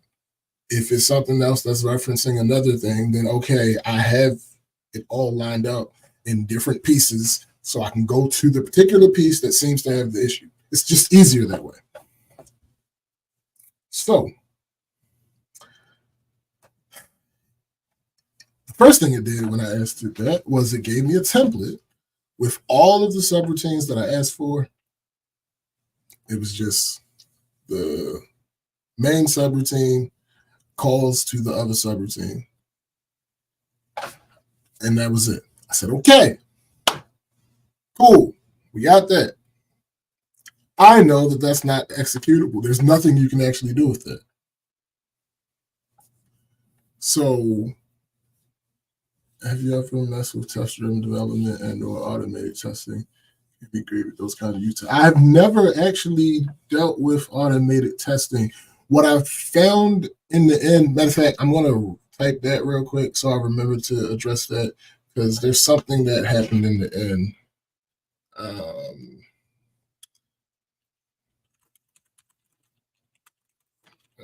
Okay. Yeah, I'm going to address that at the end. So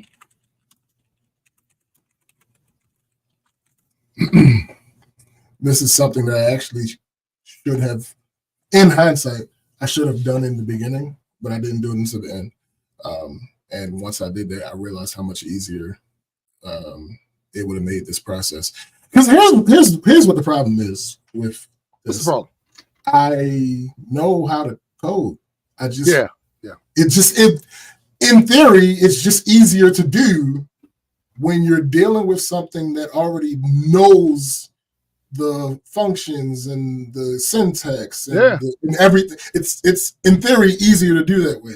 Yeah. So I'm like, all right, let's do it this way. Well, negative. Anyway, so so it initially gives me the main subroutine with the calls to the other subroutines. Again, that's not executable on its own. So I say, all right, let's implement these other subroutines. And it the first batch of code it gave me, after I said this, gave me a not defined error. Why? Because for some reason it didn't understand that in order for a subroutine to be implemented, it has to be defined first. Wow. Somewhere in that code, it has to be defined. You can't just call random shit that don't exist. You can't? I've been doing this all wrong. Yeah, clearly. So once it cleaned that up, it came back with a runtime error 438. That's an issue with objects and methods and properties, whatever, which is directly related, ironically enough, to how you define a thing. And here's the thing. I didn't tell it how to fix these errors. It knows how to fix these errors. Of course it does. So why didn't you just avoid the fucking error in the first? So then an issue I was having with ChatGPT is it would have trouble saving the formatted file because it had a macro in it. For those who don't know, you can't save a macro in a normal Excel file. Excel has a specific format that allows you to save macros. Right. The lack of reasoning here is that I uploaded the original file to ChatGPT. It knew it wasn't the right format. Why would you suggest that I save it in a format that doesn't allow what we're doing? Yo, it does that type of shit. Like, it does. It does that type of shit. It's like, this defeats the whole purpose. And you knew it. Completely. You knew it. Because, again, I didn't have to tell it how to fix it. Right. I just showed it the output and said, fix this error. And it fixed it. Why? Okay, whatever. So, again, let's be clear. these large language models make decisions all the time. So I don't think I'm asking for too much. It would be one thing if they didn't make any decisions. Right. That would be annoying, but I would understand. It makes decisions all the fucking time. It just often, I ain't gonna say often, way more than should be acceptable, it makes the wrong decision. Right. As if it doesn't have the context that it already clearly has. Right, so, right. This is the biggest issue, back to Claude. This is the biggest issue I have that almost makes it unusable for me. The usage limits on Claude are abysmally low.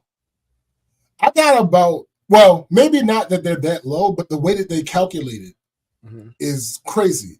So I got about 15 interactions into a conversation, and there was a pop-up. The pop-up said, tip, long chats cause you to reach your usage limits faster. Now, at the time, I thought it was just warning, like letting me know. No, Claude, because surely 15 back and forths couldn't possibly be considered a long chat, right? Claude is ass with that, yo. Bro, 3 interactions later, I got a pop-up that said I couldn't use it until 2 p.m. What time was it at the time? 10:30 a.m. Nigga, what?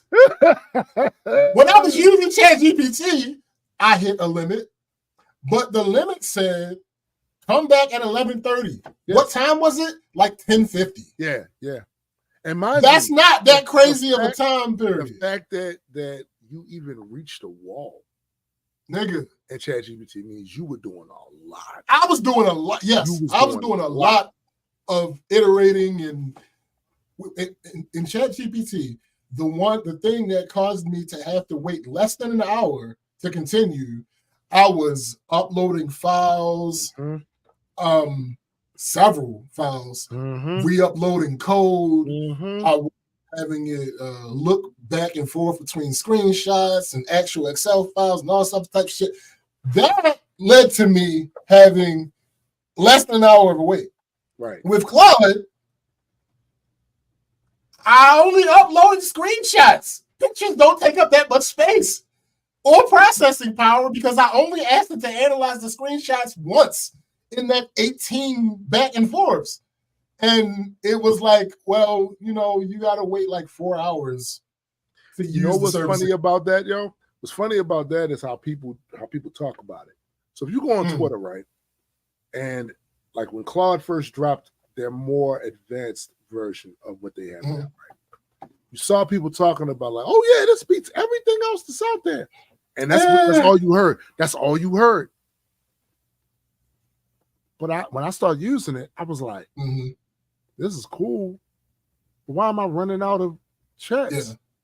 And I noticed they were only talking about from a benchmarking point of view. That's it. Benchmarking is not real world use. And they were mad. People were mad at OpenAI, basically, and with good reason. There's some things that but because of that, they let that color not even talking about that part of it.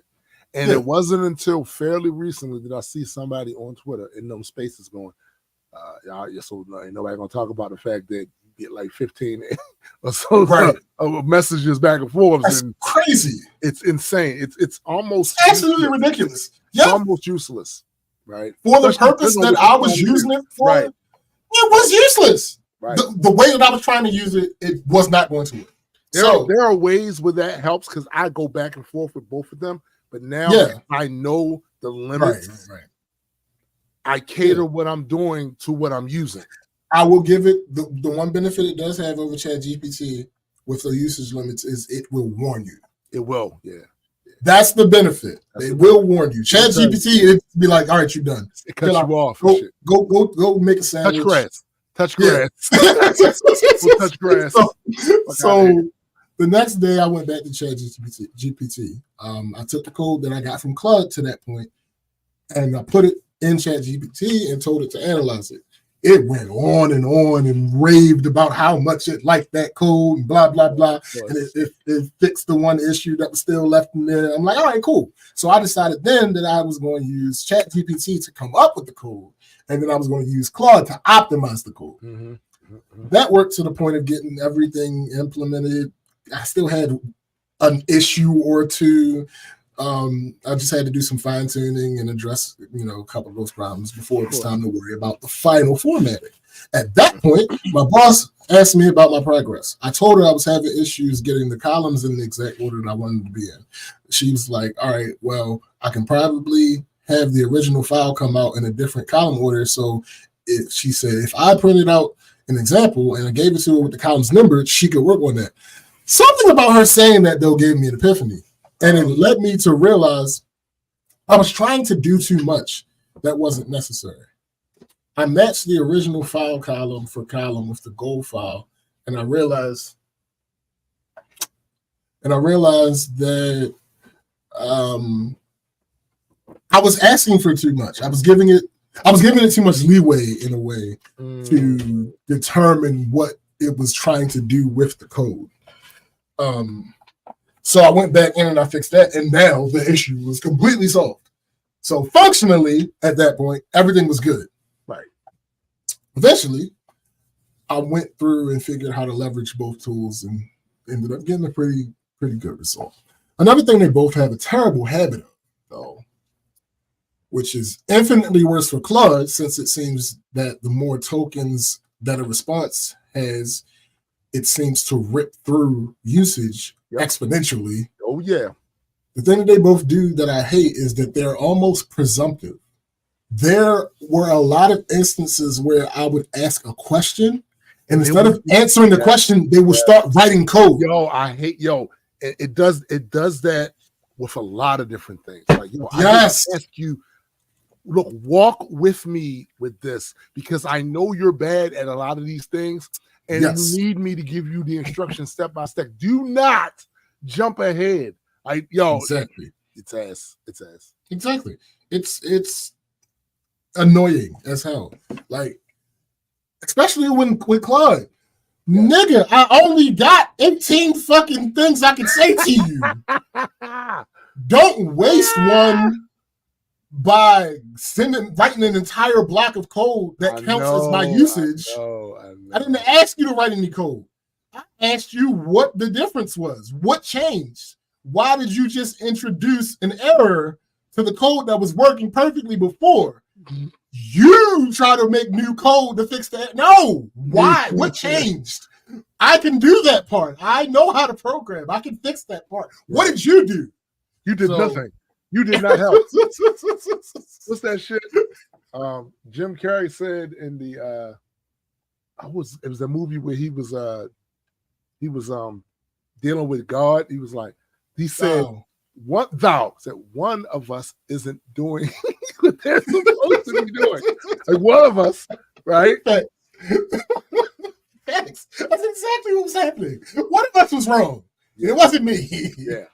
I did not tell you to do this thing. You took it upon your own to do this, and it's not helpful because it changes something. There was one, I can't remember, I think it was probably ChatGPT. There was one thing that it messed up, and it messed up bad. And then I took a couple back and forth trying to get it to fix it, and it just wasn't working. And it was like, okay, let's change how we implement such and such and such, and then wrote new code. I'm like, no, I do not want, because that's going to mess something else up. Thanks. No, don't change how you implement this thing, because how we implement it was the way to make it work. Figure out what you did wrong. Hopefully, like I said, there were some new developments over the last few months. Well, they revealed over the last few months. Yeah. Hopefully they find a fix for that, because to me, that's the stopgap. That's the stopgap right there. Right? You got to get better at this. What's that shit? You got to get better at this part of it. You got to get better at this part of it. So, the reason that I didn't hit 100% is because this is something I never had done before. Trying to implement how to run this macro without, because I don't know who the hell is going to be doing this test. Facts. So to make it as idiot proof as possible, I was trying to figure out how you can't make it me proof. Listen. I was trying to figure out how to get the macro to run with as little user intervention as possible. Yeah. So one of the suggestions, obviously, for any programmers, the first thing you probably think of was Python. But I don't think that my company would let me use any Python script. So that's out the window. So I'm like, boom, batch file. Give me, can this be done via batch file? Is there a way? And I'm like, I started doing this with Claude. And it was like, yes, there is a way. And it gave me suggestions and I fine-tuned what it was. And then I'm like, hold on. This time, it chose to be the opposite of presumptuous, because it's like, if you know that this is how this works, and you have the code, you have the full macro, right? Why aren't you putting the code in the batch file? Yeah. What are you talking about? It literally gave me a batch file, and then it said you have to replace this line with your full code. But that's not how batch files work. There's a formatting that I'm not the most familiar with. And I was relying on it to fucking tell me. So,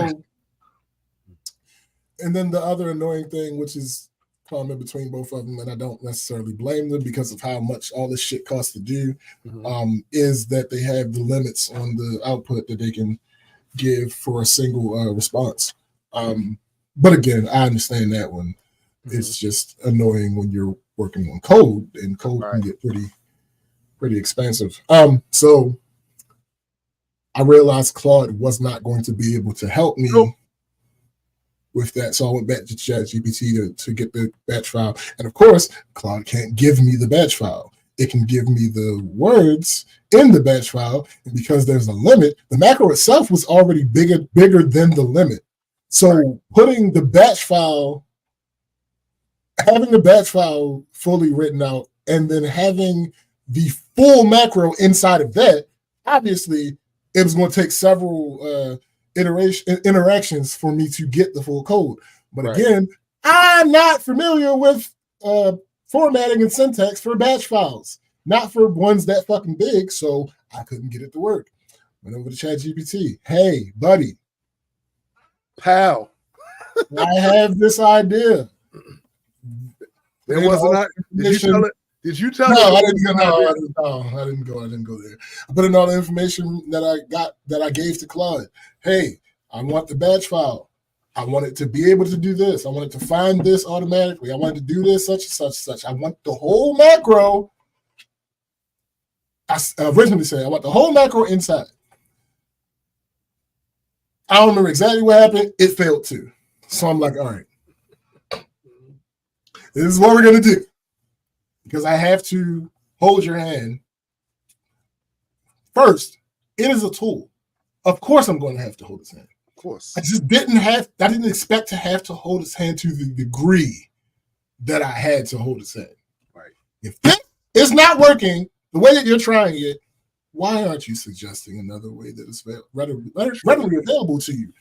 And the other way was simply, hey, instead of putting all this shit into the batch file, how about you write the batch file and write a line in the batch file that references the macro, and I'll have the macro saved in a text file in the same folder. And you just reference it that way. So that's how I originally solved all the issues. How about that, buddy? By that time had expired, and it was time for me to leave. So I couldn't finish the 2% that I had left to finish. So to answer your question, Cosmic,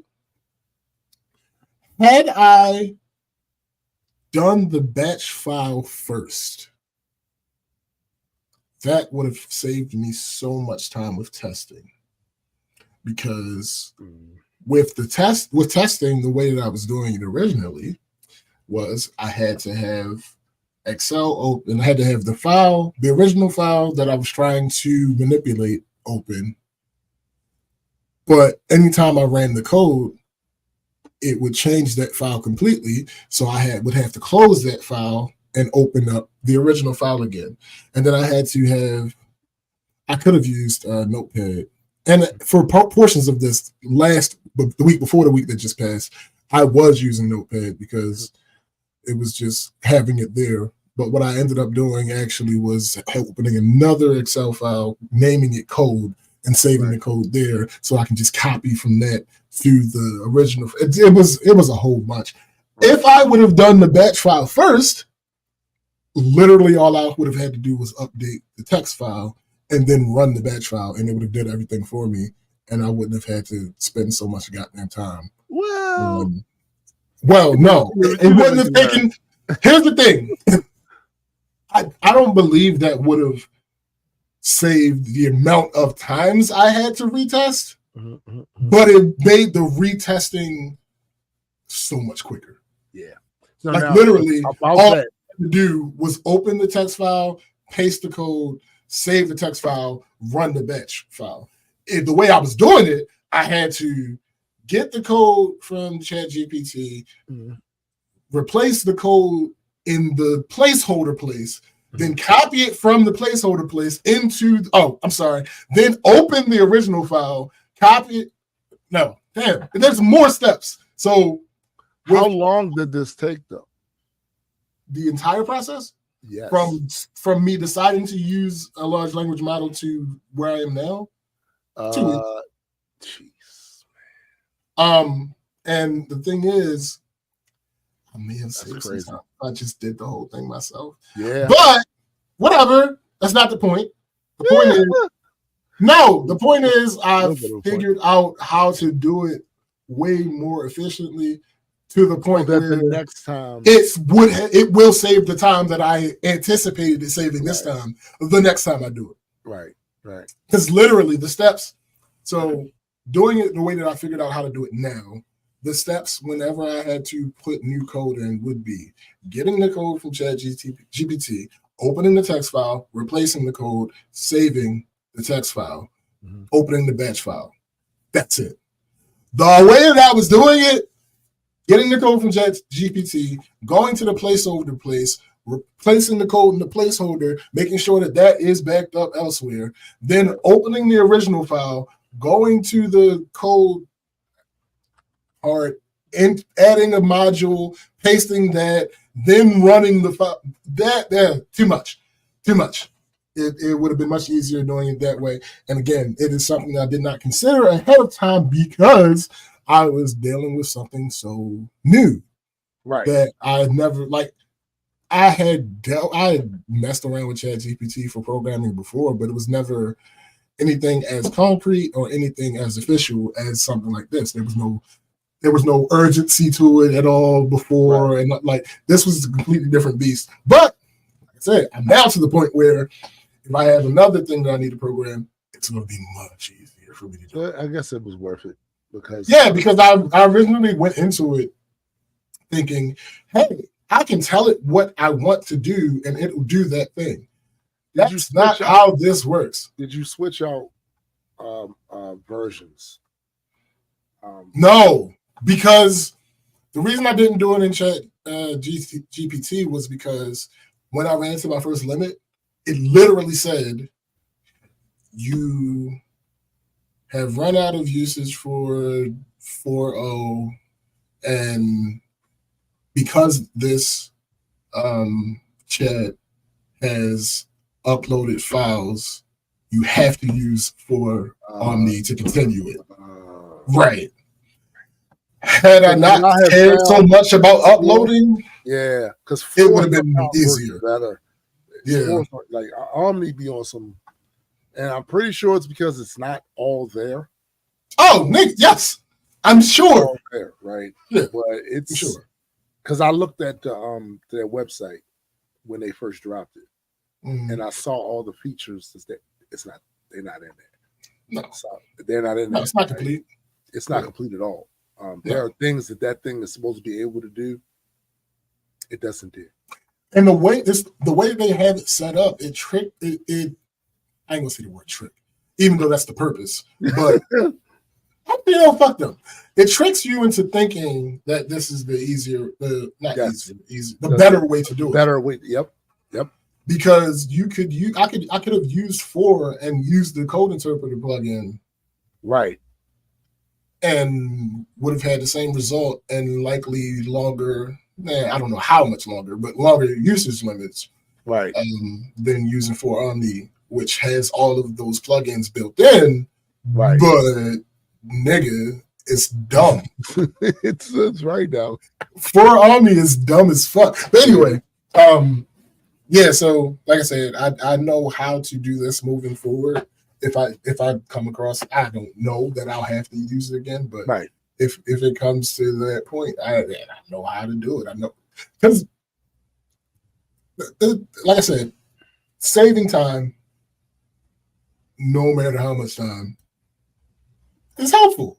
It is. So because I already know how to program and because I know how to troubleshooting is my entire job.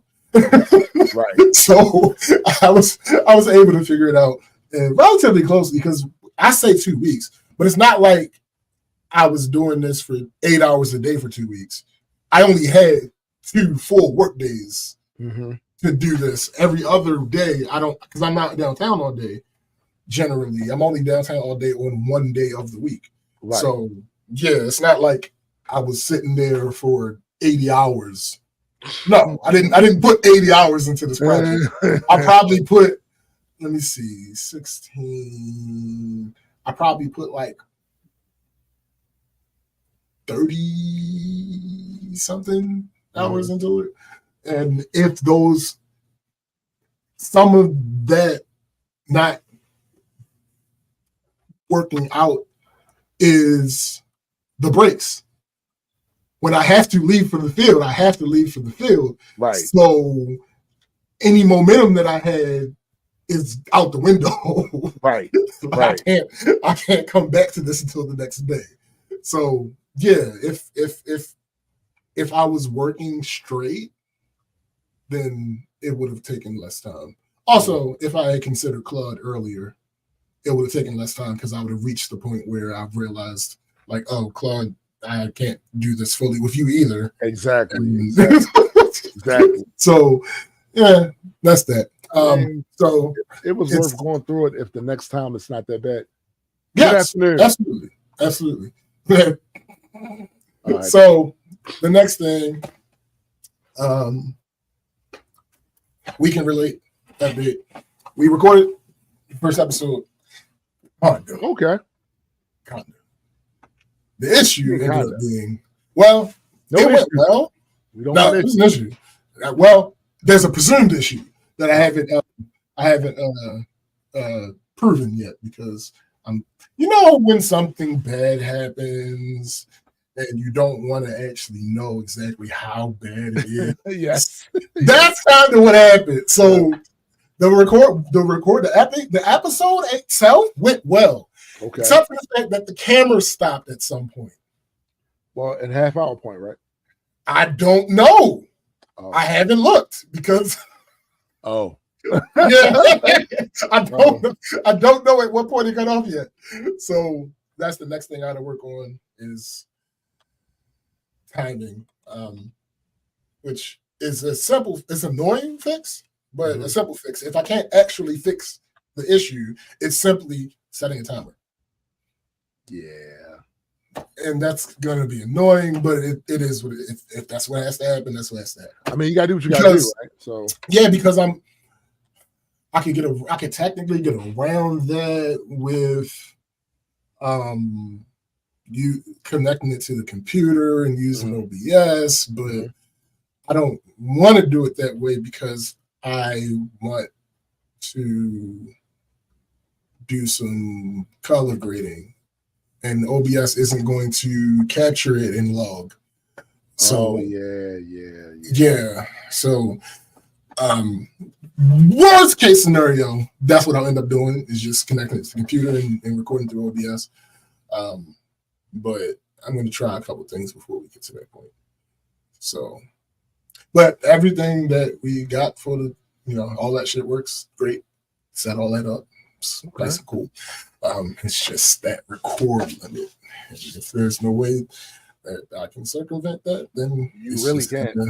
Because so you don't know why it did what it did, but no, not yet. All right. I'm thinking that it's that 30-minute cutoff with DSLR. Possibly. Yeah, possibly. So well, I'll look into that. But that's a problem for after vacation. Thanks. Yeah. Since there was no I got around that by like the last time I had to shoot something that was long form was when I needed to shoot the videos for my wife so she get her other certifications for her grooming business. I hooked everything up to StreamYard. Yeah. Well, that leads me into the next thing. So, ladies and gentlemen, under the sound of my voice, there's going to be changes. What Marvin Gaye say? Change gonna come?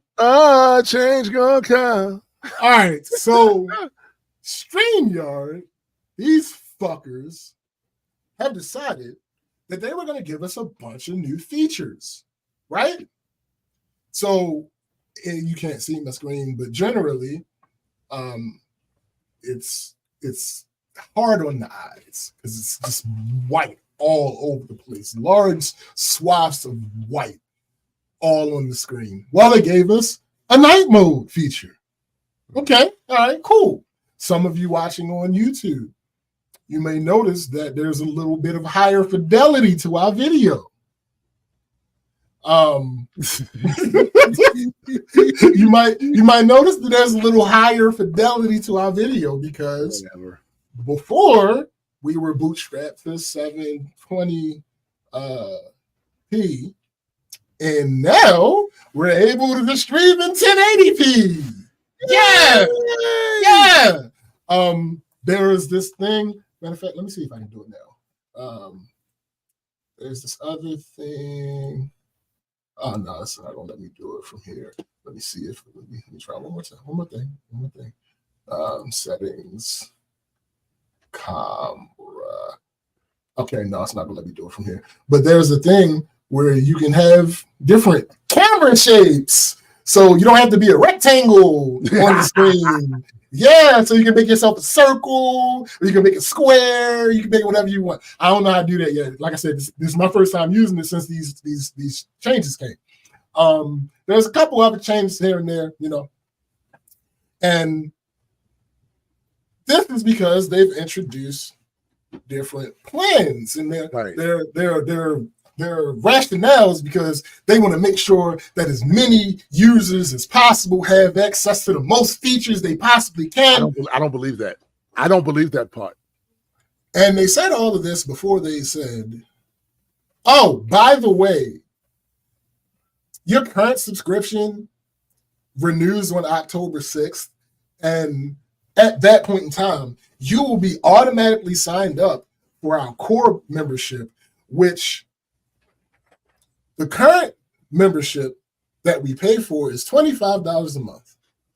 The new base membership costs $45 a month. They are bugging. They are out of their fucking minds. I will not be paying $45 a month for StreamYard. No. So, what we're going to end up doing is, ironically, going back to a way that we used to do these. And the thing about that is that way has improved because it's been years now since we used that. Mm-hmm. So that's going to be coming sometime in the future. I can't say exactly when. Again, we have about a month before these price changes take effect. So don't worry, sis. The change ain't coming like tomorrow, but might as well buy a $45 medium. It's fucking ridiculous. It's like absurd, bro. I don't understand. I don't know. Maybe I'm misunderstanding and misjudging their clientele. You're not. But I feel like raising your subscription plan from 25. If I'm not mistaken, I could be wrong about this. if I'm not mistaken, there was a plan lower than the $25 plan. I think it was. So how are you going from a $25 plan not being your lowest plan to your lowest plan being $45? Bro, first of all, what you're going to do is alienate and price out a huge part of your market. Because I will repeat again, as me and SPJ discussed before the show, most podcasts don't make money. No. They just don't. They simply don't. So, you're bugging, and this is price gouging. I don't care. Yeah. I don't care.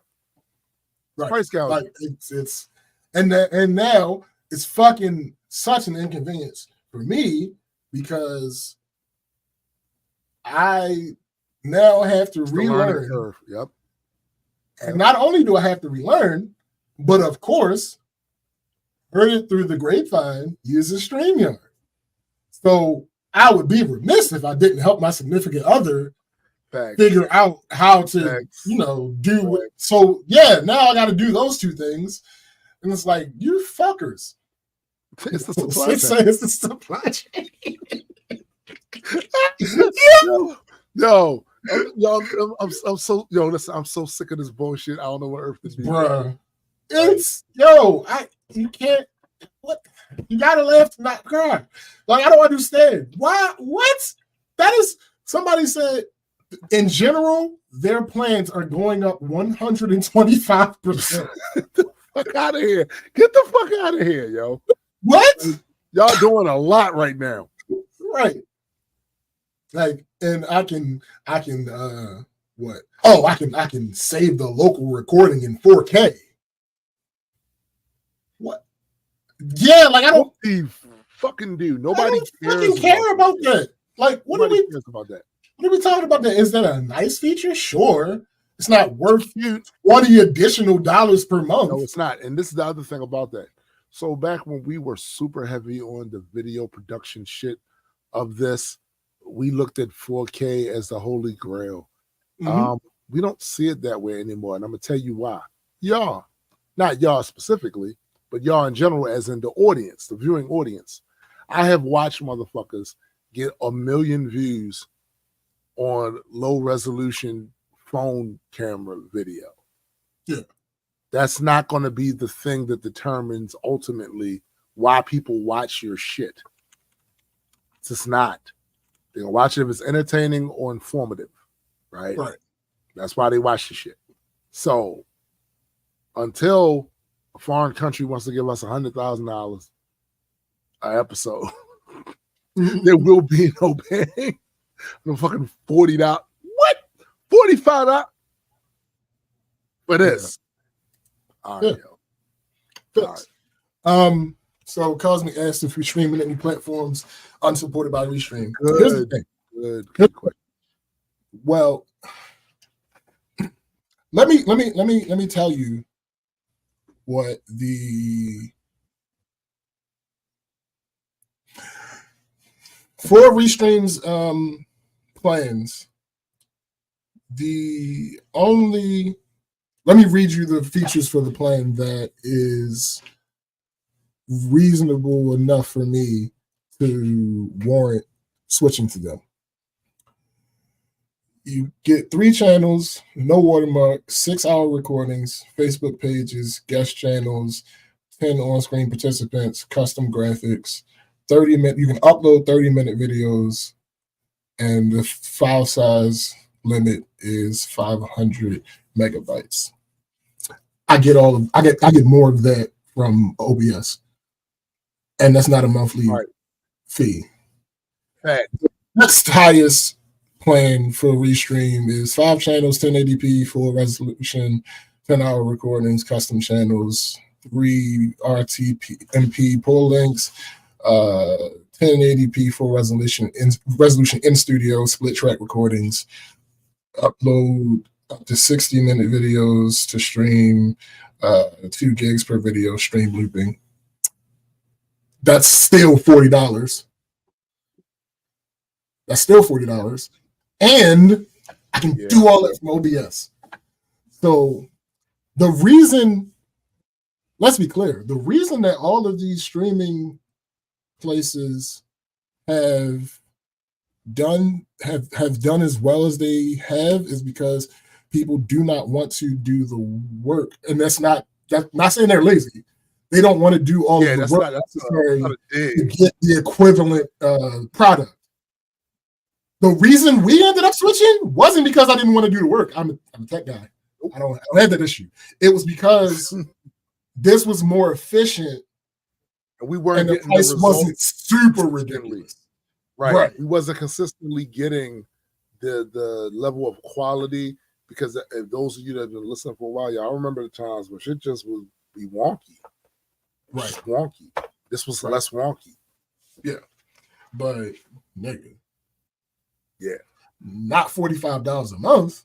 No, they're fucking bugging. And not $40 a month. But honestly, that's probably, so now that I look at it, because this was the second other place that I looked, looking at these other people's prices, that's probably what StreamYard did. They probably realized that these other places were charging so much more. They were overcharging. Yep. And they said we want to be up in that market. Yep. I think that's what happened. Priced out a bunch of other motherfuckers though. Because you priced this out, well, we can't do it. Because it's more than likely the reason that you were so successful is because you weren't as expensive as the other places. That's why everybody ran to you. That's why when you go right now on YouTube, look at the number of content creators that use StreamYard. Mm-hmm. It's a bunch of, because they were probably the least expensive. Yeah. Yeah, absolutely. And you're not telling me you wasn't getting it in, like, as far as money. Bruh. So this is some other bullshit. This is some other bullshit. Right. Ain't no way. It's not about to happen over here. So we'll be back. We'll be back to OBS soon. We sure will. It's just, yeah, I'm not doing all that. Like, and then the other thing is, one of the other reasons why StreamYard was the one we went with is because a lot of the other places, they focus more on their studio and editing, and I don't need that shit. If I wanted to edit it, I can go into DaVinci. I can go into fucking Premiere. I can do it that way. I don't need I don't need all the extra shit. That's a good paying point. For all those other things with those other places. I haven't looked at it because, again, I don't need it, but I don't think StreamYard has that robust of an editing suite involved with it. Nah. So, yeah, that's going to be changing. In a month. It should not be any real difference for you guys. The layout might look different. Yeah, that's about it. That's probably, really it. Just another thing I have to dig into, but that's how life goes. So yeah, so that'll be happening relatively soon. Work. So given that vacation is coming, this nigga, work was surprisingly not as annoying as it could have been this week. I spent most of the time working on that project. The only real annoyance was the general thing where people don't know how to fucking use computers. And I'm not talking about super old or super young people, even though them as well, but I'm talking about people in my age range. Somebody asked me for a site to be enabled, and here are my several issues with that. Our current firewall has been in place for years, but also we have had some type of content filtering for the internet. The job's not in the field for about 95% of the time that I've been doing this job. Since before COVID, this current system has been in place. So that means 5+ years, this current system has been in place. The way that we handle content filtering with this system is the sites are enabled and not enabled on a per firewall basis. Each place, each of these locations has a physical firewall device. Again, sites are enabled and disabled on a per firewall basis, the way that we do it, not a per computer basis, even though that is available to us as well. it doesn't make any sense to do it. It's more work than is necessary. So this has long been the case. When it changed, we told everybody several times, because when you have a change like that, you do have to keep reminding people because they're used to the old way. Cool. But again, it's been 5+ years. And they are still, oh, can you put such and such on my computer? No, that's not how any of this works. Okay, but let's say it was per computer. The person who I was asked to enable the site for sits at a computer that I've long been asked to enable the site for.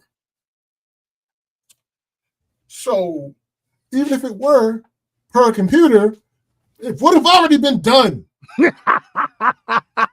So the obvious question that I had, you sound a bit peeved, when I got there was, hey, did you even check to see if you can get to this site?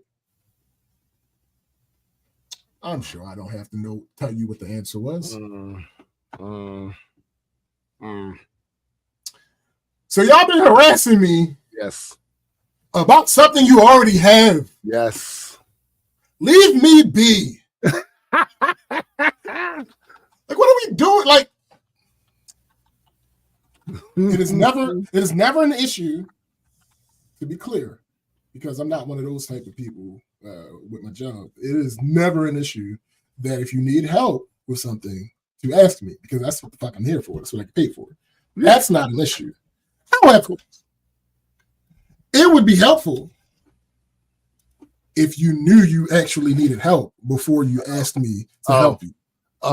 That's the issue. That's the bottleneck here. Knowing you actually need help should be a prerequisite for you asking for help. I got this email twice. The first time I got the email, I'm sitting there talking to my supervisor, who's not my supervisor. She's like, hey, what's with this website? I told her what the website was. I'm like, we already enabled it at most places because basically it's a site where people can study. I don't know the full extent of it, but it has something to do with them studying for the real estate test to get their license and shit like that. So a bunch of people have used the site, and so it's enabled at those locations. And at the end of that conversation with her, I said, oh, right, such and such had to do this, and she was at that location, so it's already enabled there. Mm-hmm. Okay. A little bit later, I get another email from that other person. Hey, can you enable such and such and such on this person's computer? It's already enabled. Is it though? Like, bro, why are you bothering me about this without having checked? So you can just check. It's easy. Just check. Just type the website into the Google. What you fail to understand is that doing that is too much like right. You know, that is a phrase my elders used to use all the time towards us. Mm-hmm. You ain't do it because it's too much like right. Mm-hmm. And you ain't here to do right. Thanks. All that. And it's just like, bro. It seems right annoying, actually. It's I want to give it a 6 on the Wouldn't recommend. Wouldn't recommend. Well, the reason it only gets a 6, not a 10, on the annoyance scale. No, not on the recommendation scale, on the annoyance scale. Okay. So the higher, the more annoying. The reason it only gets a 6 is because I had to go there anyway. Okay, no, let me rephrase this. I don't have to physically go to the location to enable a site. So the annoyance came from being reminded. The annoyance isn't from not knowing it was there, even though that is annoying. It sounds the bulk of the what up, McKenna?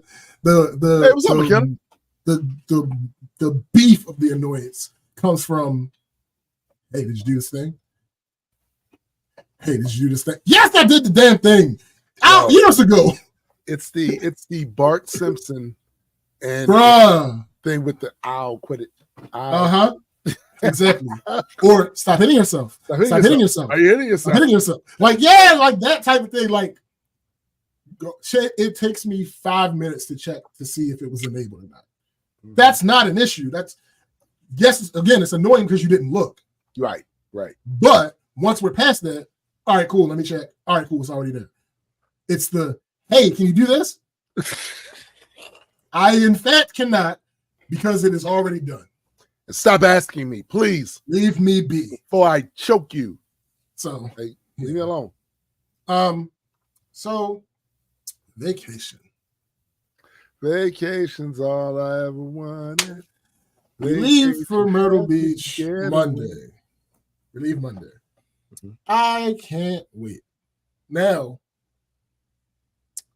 I don't foresee having any big crazy stories to tell you guys when I get back because I disagree. There'll be something. No, it doesn't. It don't happen no more. There's not much room for it to happen. Really? But, nah. I will tell you. So to this point, everything leading up to the trip has been perfect. One person might not be going, but that only affects the rental car payment as they paid their share for everything else and just realized this past week that they might not be able to go. And good on them. You know what I want to big them up for? Oh, damn it. Good on them that they automatically understood that they wasn't getting none of that fucking money back. without it being an issue that had to be explained to them. Because Lord knows I've been through that. I've had to have that conversation before. No, the fuck you don't get your money back. Why would you think an that? Awkward conversation too? Because see, people have a certain amount of attachment, understood with the money that they spent. But the understand is that before you agree, right?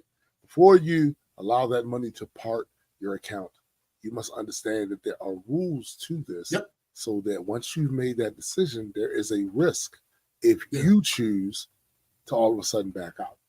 Yeah, especially, it wasn't the case this time, but especially if I'm planning the situation.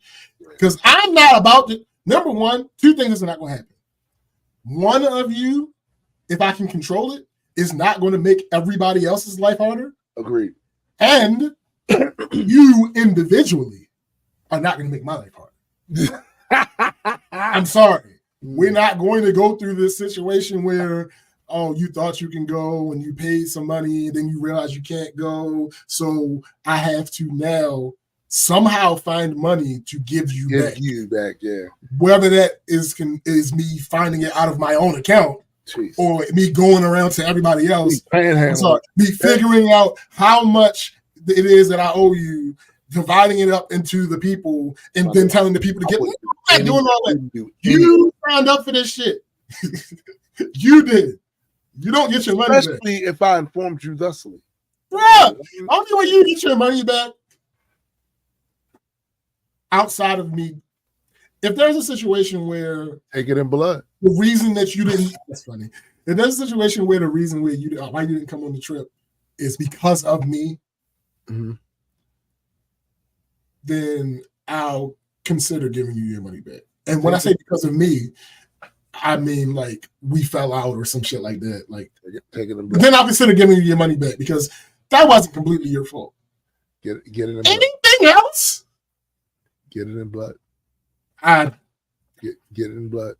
Hey, listen. That's something else. My OGs, bro. It depends on what it was, right? It depends on what it is, yeah. Obviously. But there were certain things. My OGs was like, yo, get it in blood. Yeah. Facts. It's like, bro, and here's the thing. The reason why, because some people might hear that and think that's crazy. The reason why is because these are group trips. These are group trips that have to be planned in advance. And when I plan trips, I have everything planned out. I have the things that you know. Retired from planning trips. Oh, nigga, I'm done. But They don't got nothing to do with this. Don't got nothing to do with whether it's the present or the past. We talking about the past. I have the payments and how much everybody has to pay and when they have to, all that's laid out for you. Right. Ahead of time before you spend $1. So as an adult, he hit the especially A-word. The A-word? As an adult, especially since I went ahead and took care of all this other shit that you don't have to think about. Right. The least you can do is secure whether or not you're going to be able to go. Now, things pop up. Shit happens. Right. But I ask you, is it everybody else's fault that this shit happened to you? Should everyone else have to suffer? Because depending on what we're doing and what we're Warrior and King, that could be $100+ that's a fact. Additionally for everybody. That's a fact. That sprung out of nowhere, especially 2 weeks before, 1 week before. You ain't getting your money back. It's just not happening. If you happen to send me your money and like that same week, something happened, all right, that might be okay. Right. Yeah, let me go ahead and send you your money back. Right. Because it's so far out. You get enough 2 weeks before the damn. No, it's not happening. It's not happening. But again, this person in present time, in the trip that I didn't plan, right? They had no expectations of getting their money back. Oh, okay. Because they're realistic. They're understand. They make sense. There was a situation that popped up. I actually still don't know if they're going, but they might not be able to go. Right. And in the event that they can't, they understand they're not getting their money back. All right. So no money for you. Hey, listen, good on them. The only slight issue, and it's not even an issue, really. I mean, it depends on how you want to phrase it. So Chrissy has anxiety. Oh, yeah. It's cute. But keep having to remind her that we live in a finite space. Like, our house that we live in is finite. Mm-hmm. It does not go on forever. There is a certain amount of square footage. You sure it's not like Doctor Who's phone booth? No, it's not Hammer Space. Oh. It's not anything. No, it's a finite space. She keeps wanting to clean things that don't need to be cleaned. Now, it doesn't negatively affect me because she's not asking me to do it. Right? But it clearly adds stress to her life. I can clearly perceive that it adds stress to her. So I damn near have to fuss at her about it. Like, there was one point where she said she still had to clean the entire house. Here's a list of rooms in our house. Our room, bathroom, studio, Chaos's room, living room, kitchen, basement. Here's a list of rooms that at that point needed to be cleaned. The bathroom. Go on, no. Excuse me. There's some audio. Mm-hmm. There's an audio issue. We missed the rest of it. So you said the bathroom and what? Oh, no, that was the list. So even after that conversation, she said to me last night, she cleaned the bathroom, but she thinks she'll have to clean it again before we leave. We leave in 2 days.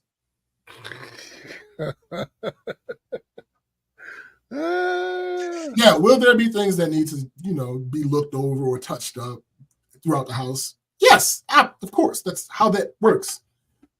But not fully clean. Like, nothing will need to be fully cleaned again. That's just she means well. She's driving herself crazy.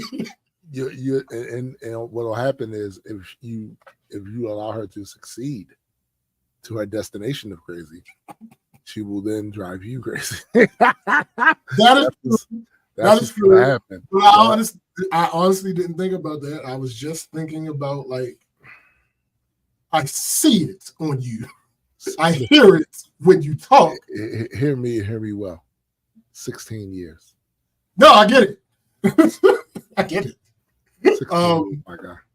So else about the trip, it's been so amazing. Hold on. So amazing. This nigga is not being responsible for planning a thing. People still forget every now. Put your damn phone away while you're driving. God damn it. Right. People still forget every now and then that I'm not involved with the planning, and they'll ask me things about plans or about. No, I'm talking about people that's going on the trip. Oh. Like they'll forget every now and then that I'm not involved with the planning, and they'll ask me things about plans or about other people that's going on the trip. But I swiftly remind them, "Hey, so you be doing this shit? Hey, what? I'm not." Yeah. For anybody who's saying, what was it? I can't remember what's on their lips when they talking stupid. One of Chris Rock's specials. I can't remember which special it was, but it was the niggas versus black people bit, and he was like, "One thing about niggas, they love not knowing. Nothing make a nigga happier than not knowing the answers to your fucking question." That was me with this goddamn trip. Oh, James, did such and such. I don't know that shit. Before he don't know that before shit. he even answered, he started laughing. That's hilarious. I don't fucking know. I don't know. You don't talk to them? You don't talk to them? Yo, why would they think that you were in any other position other than they are? Like, why? Oh, I get it. Because you're the sensei of vacation planning. Right. Is that what it is? They're still coping with the fact that I retired. Yeah, Somebody was like, they need to up that dosage of copium for real. Listen, hey, how much is such and such? So, Chrissy, one of the activities that we're going to be doing is something with dolphins. I can't remember exactly. Taking chances with dolphins? Effectively, I mean, technically, no matter what, that's what the answer is. So she bought the tickets and she was getting the money, back from people. And somebody asked me, "Oh yeah, how much is the dolphin thing?" I don't fucking know. You think I cash apped my girlfriend who I live with the money for this dolphin ticket? Excuse me. No, I don't fucking No, it didn't happen. No, I don't fucking know. I have no idea how much this shit. Why? Because I had no reason to know. Mm-hmm. I didn't plan it, and I didn't have to cash app her. Right. So I don't know how much is such and such and such. You might want to check the messages. You don't know? I don't have a reason to remember. I paid mine already. We ain't doing this. You, sir, are the Yoda. Hey, vacation. Call it what you want. What you need to start doing when niggas be asking you these questions is you tell them, you say it backwards like Yoda would. No, don't I? Annoy someone else. You must. Because nigga, I ain't got it for you. Yo, somebody was like, I annoyed someone else. Somebody was like, "You ain't is Marcus such?" I talk to Marcus. Why don't you know? Because I don't have a reason to know. Yo, that's his business. I don't know what's more annoying.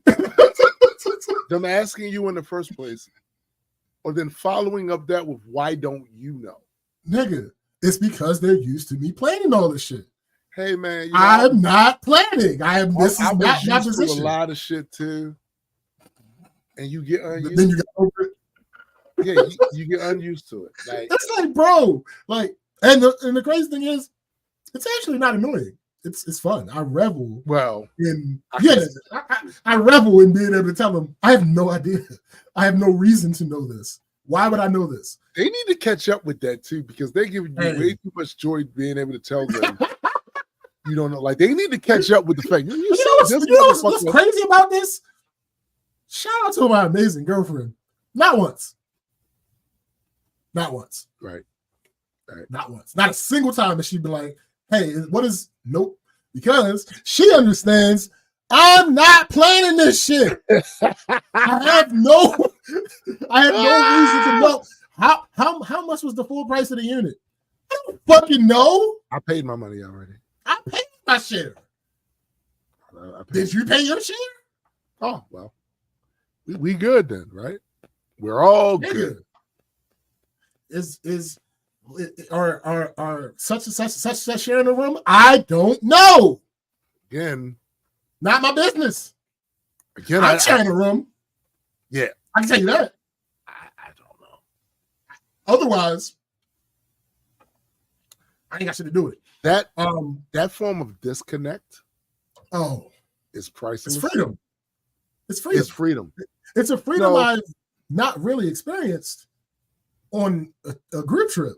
Especially since, y'all motherfuckers love throwing that word freedom around. Freedom. Y'all love throwing that around. But you use the word, but I don't think you know what that word means. Actual freedom is somebody coming up to you with an expectation that you're supposed to have the burden of knowing some shit. Mm-hmm. And you telling them, I don't know. While some of you think that's a problem, that's why y'all be making shit up when motherfuckers ask you some shit that you clearly aren't qualified to know. It isn't your responsibility to know. So you feel like you got to make some shit up. Right. We're here to tell you you don't. Yeah. You can bask in the idea that you don't know. Right. You can flaunt that idea. Hey, absolutely. I don't know. The next time you motherfuckers see a scientist, a doctor, or somebody that would be in the know on a specific topic, feel free to say you don't know. Mm-hmm. And if it makes you even feel better, you can add dick on the end of it. You don't know dick about none of that shit. Be proud of that. Oh, thanks. Oh, it's amazing. That. Now, there are still questions. Always questions. I do know. Of course. The answer to. Hey, what's Chrissy's and Tiffany's cash apps? I know this one. I know Chrissy's cash app because she's my girlfriend. And I know Tiffany's cash app because I paid her for what I needed to pay her for. Yeah. Here you go. Of course. I do that. Of course. I got this one. Easy answer. How much am I supposed to pay Tiffany? Can't give you that one. Watch this. Hold on, watch this. No, this is what you do. When they ask you that, you go, watch this. I don't know. I don't know. I do not know. Fuck out of here. I have no idea. You didn't pay it? Yes, I did. That means I have no reason to keep this inside of my memory. Dead serious. You got to, and that's the follow up. That's usually the follow up. Like seriously, yes, seriously. Yo, why would you know my affliction, right? I have ADHD. The whole memory thing is not my strong suit. Why wouldn't you be serious though? Right. Because again, are you a clown? They're used to me planning. You amuse? Do I amuse you? What the fuck? Like, why would it's the whole them being used to me planning shit. And don't get me wrong, it hasn't been an issue directly. Only indirectly when they need to know something. Of course, they default to asking me. Because, like, actually, everybody but me and Debbie is involved in planning this trip in some way, shape, or form. Wait a minute, hold on. How is so? Too many? Whoa. Everybody but me. So, in order this is a wild ball. So, in order to replace Yoda, they needed at least 5 Jedis to come in and orchestrate how to do this shit. Wow. Well, I think what I really think it is none of them being familiar with planning group trips and decided. Well, actually, not even none of them. Well, but no, it's more than that. It's the majority of them not being familiar with planning group trips, and all of them seeing my annoyance and frustration from planning these group trips, and nobody wanting to actually take on the entire burden. All of those things, as far as I'm concerned, as long as the end result is they don't. Yeah. Doesn't matter why you did it. There's a lot of reasons why. Oh no, listen, Jedi nigga, not beat okay. But whatever decisions they came to as to who was planning what, right? They don't got shit. The only thing that has to do with me is that I'm not doing it. And Chrissy, you're still wrong. Put her comment up. She said, "You planning something? Food? No, excuse me. Here's the thing. Food. Right. That's still wrong. What are we doing for food? What are you doing? It's Tiffany's birthday. It's Fab's birthday. We're only really going to have time. I'm still cooking, yes, because come on now, I'm cooking. But we only really, the way that we plan on doing this, there are only really 2 nights where it makes sense to cook dinner. Hey, Tiffany, what you want for your birthday dinner? Hey, Fab, what you want for your? That's not me planning. That's not me planning. What you want for your birthday dinner? What you want for your birthday? Okay, cool. Breakfast, there aren't ever choices. I always cook the same variation of things for breakfast. I'm not planning shit. You theoretically are planning when you what you want, because now you got to go and make sure that happens. So. Actually, hold on. Damn, I don't got my glasses. Shit. Actually, thanks, McKenna. It is. That's what it is. And so Dawn handled booking the place and generally handled communication. Chrissy planned activities.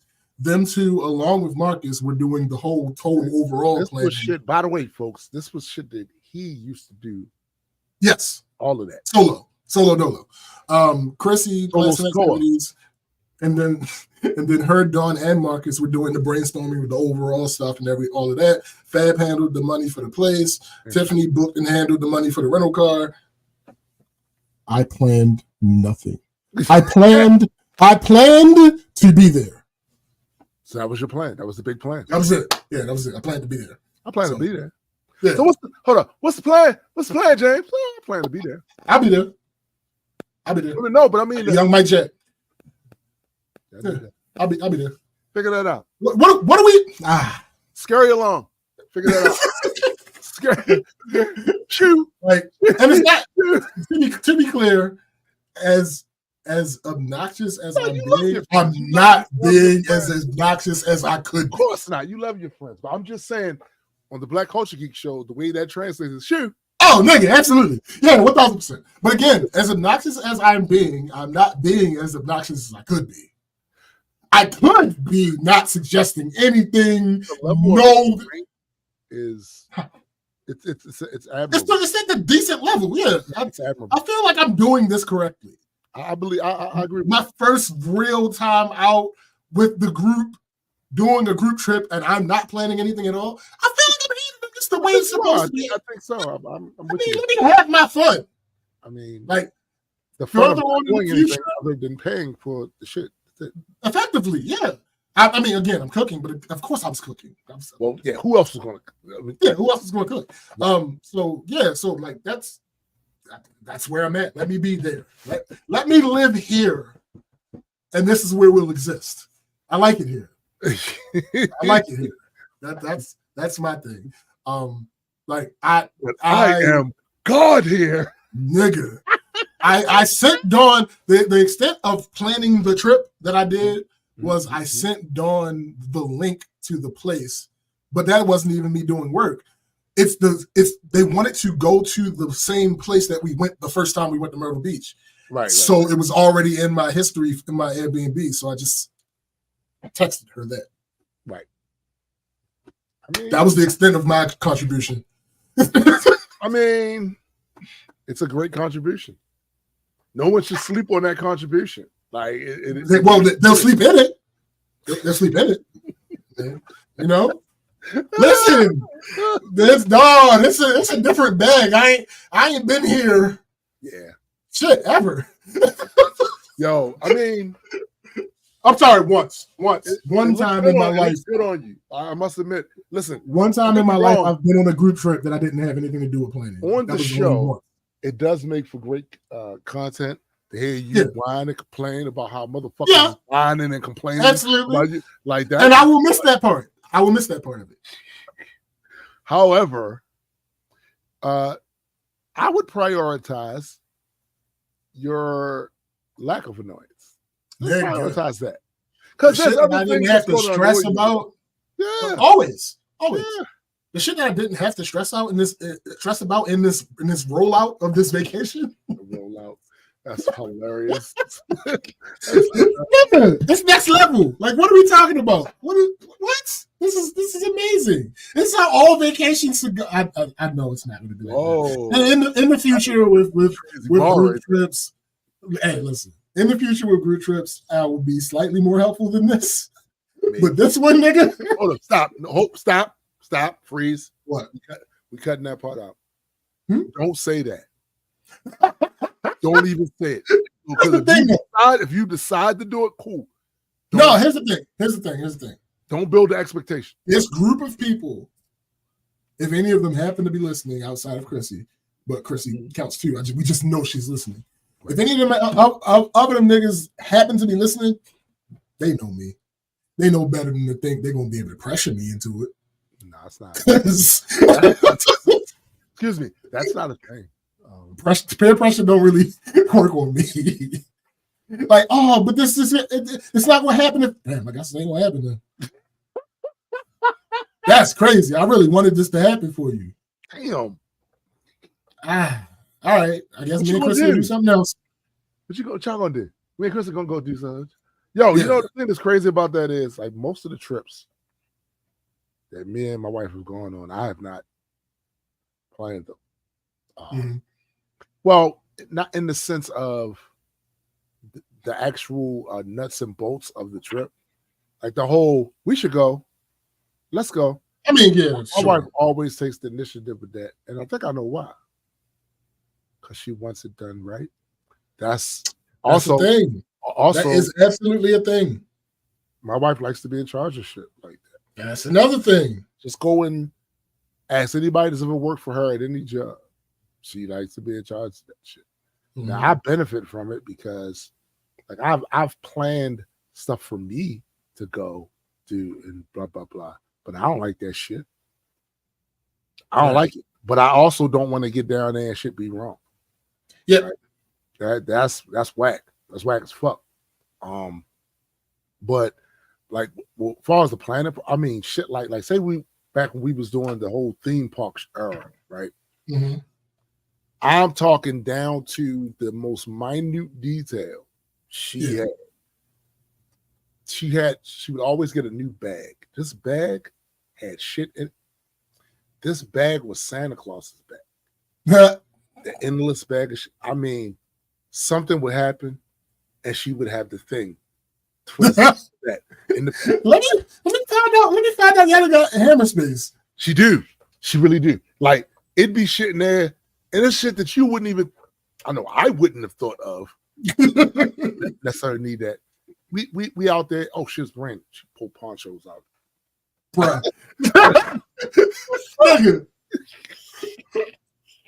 That's dead ass, yo. I'm dead ass. Then I'll never forget the one time we went to one of the times we went to Universal Studio when they still, I don't think they still have this. They had a meal plan. I don't know about the meal plan. But it was getting around lunchtime. Motherfuckers was getting peckish. She was on up. We going over this such and such. We going there. She pulls out the bag, these things for the meal plan. Right? So we got a way more discounted food if you pay for the deal plan. And these are the selections you can get with this deal plan. Oh. Right. We off to the next and shit. Like, listen to me clearly. I have no desire to be that meticulous. Right. Not when planning some shit for other people. Yeah. No desire. Right. In my everyday dealings for myself, I absolutely aspire to that. Right. But planning things for Yo, it was my idea to go to Panama. Eventually. That was I didn't have a date in mind to go. Right. And then one day, so we're going to Panama for December, just that the 3rd. I already got the room, the Airbnb, just that. Oh, well, here's $1,000 here.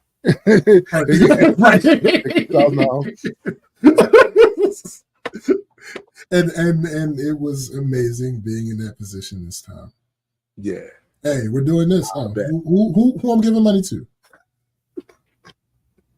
Just point me in a direction. That's all. Yeah. So I owe you money. How much I owe you? Oh, all right. There you go. I have a friend on Facebook. I've never actually met her in person, but she's part of the gamer group that Napalm with. She just started going on trips. You know what I'm saying? She went to Atlanta fairly recently and shit. And it was some things that didn't work out that she wanted to do. And I sit back and think about, I saw her disappointment, right? That she verbalized online. I think to myself, God damn, I can't think of a single time, at least since me and my wife been together and going places, that we've gone somewhere. That's not true. One of the trips to Universal Studios, they had closed Men in Black. No, not Men in Black. Terminator. The Terminator. And that was, oh shit, we ain't know it. I think that was the only time. That was the only time I was really disappointed. Maybe I really wasn't all that disappointed with the Harry Potter shit because I've never been a fan. Like on paper, you would think I'd be a fan of that. Right. But I've watched all of the movies and I can't tell you what they're about. So it's dry. It's English dry. For me. Anyway. Also, I don't respect the wizardry. I'm just the geek side of me. I don't respect the wizardry with these little sticks. Like, I ain't with that. I'm on some Doctor Strange shit with the like, or even Gandalf, right? Who was they purposely J.R. Tolkien limited magic purposely in his writings. They didn't want to make these big grandiose spectacles. He did that that was an artistic choice. I'll take Gandalf's shit over that stick. Right? That stick shit. I'm just not with it. Like, I'm not with it. But we kind of went down there right before they opened it. Like, it was mostly up, but it wasn't open. So I did want to see it because I know how Universal gives it up. When they do a simulation of some shit, that's that shit. That shit looks just like that. Well, I'm glad that I never had to plan some of the shit. Nigga. Belize, all of that. Nah. She did that. Yeah. That's fun. So I certainly relate to the idea that you like, hey, I'm just going. Put a little money in. That's it. You got to show up. All right. Scott. I show up. Show up. I mean, you know, and do the things that I do. But other than that, I just gotta be there. Huh.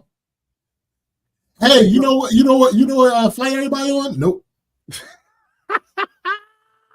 We all on the same flight, right? I don't know. I mean, you need to ask somebody. Hopefully. The one that planned it. It would behoove us to be on the same flight because we get in the rental car from the airport. So yeah, I would hope we're all on the same flight. Are we? To this day, I'm not sure. I couldn't answer the question. Right. I ain't gonna hold shit. Like, I mean, when we leave 2 days from now, I have no idea.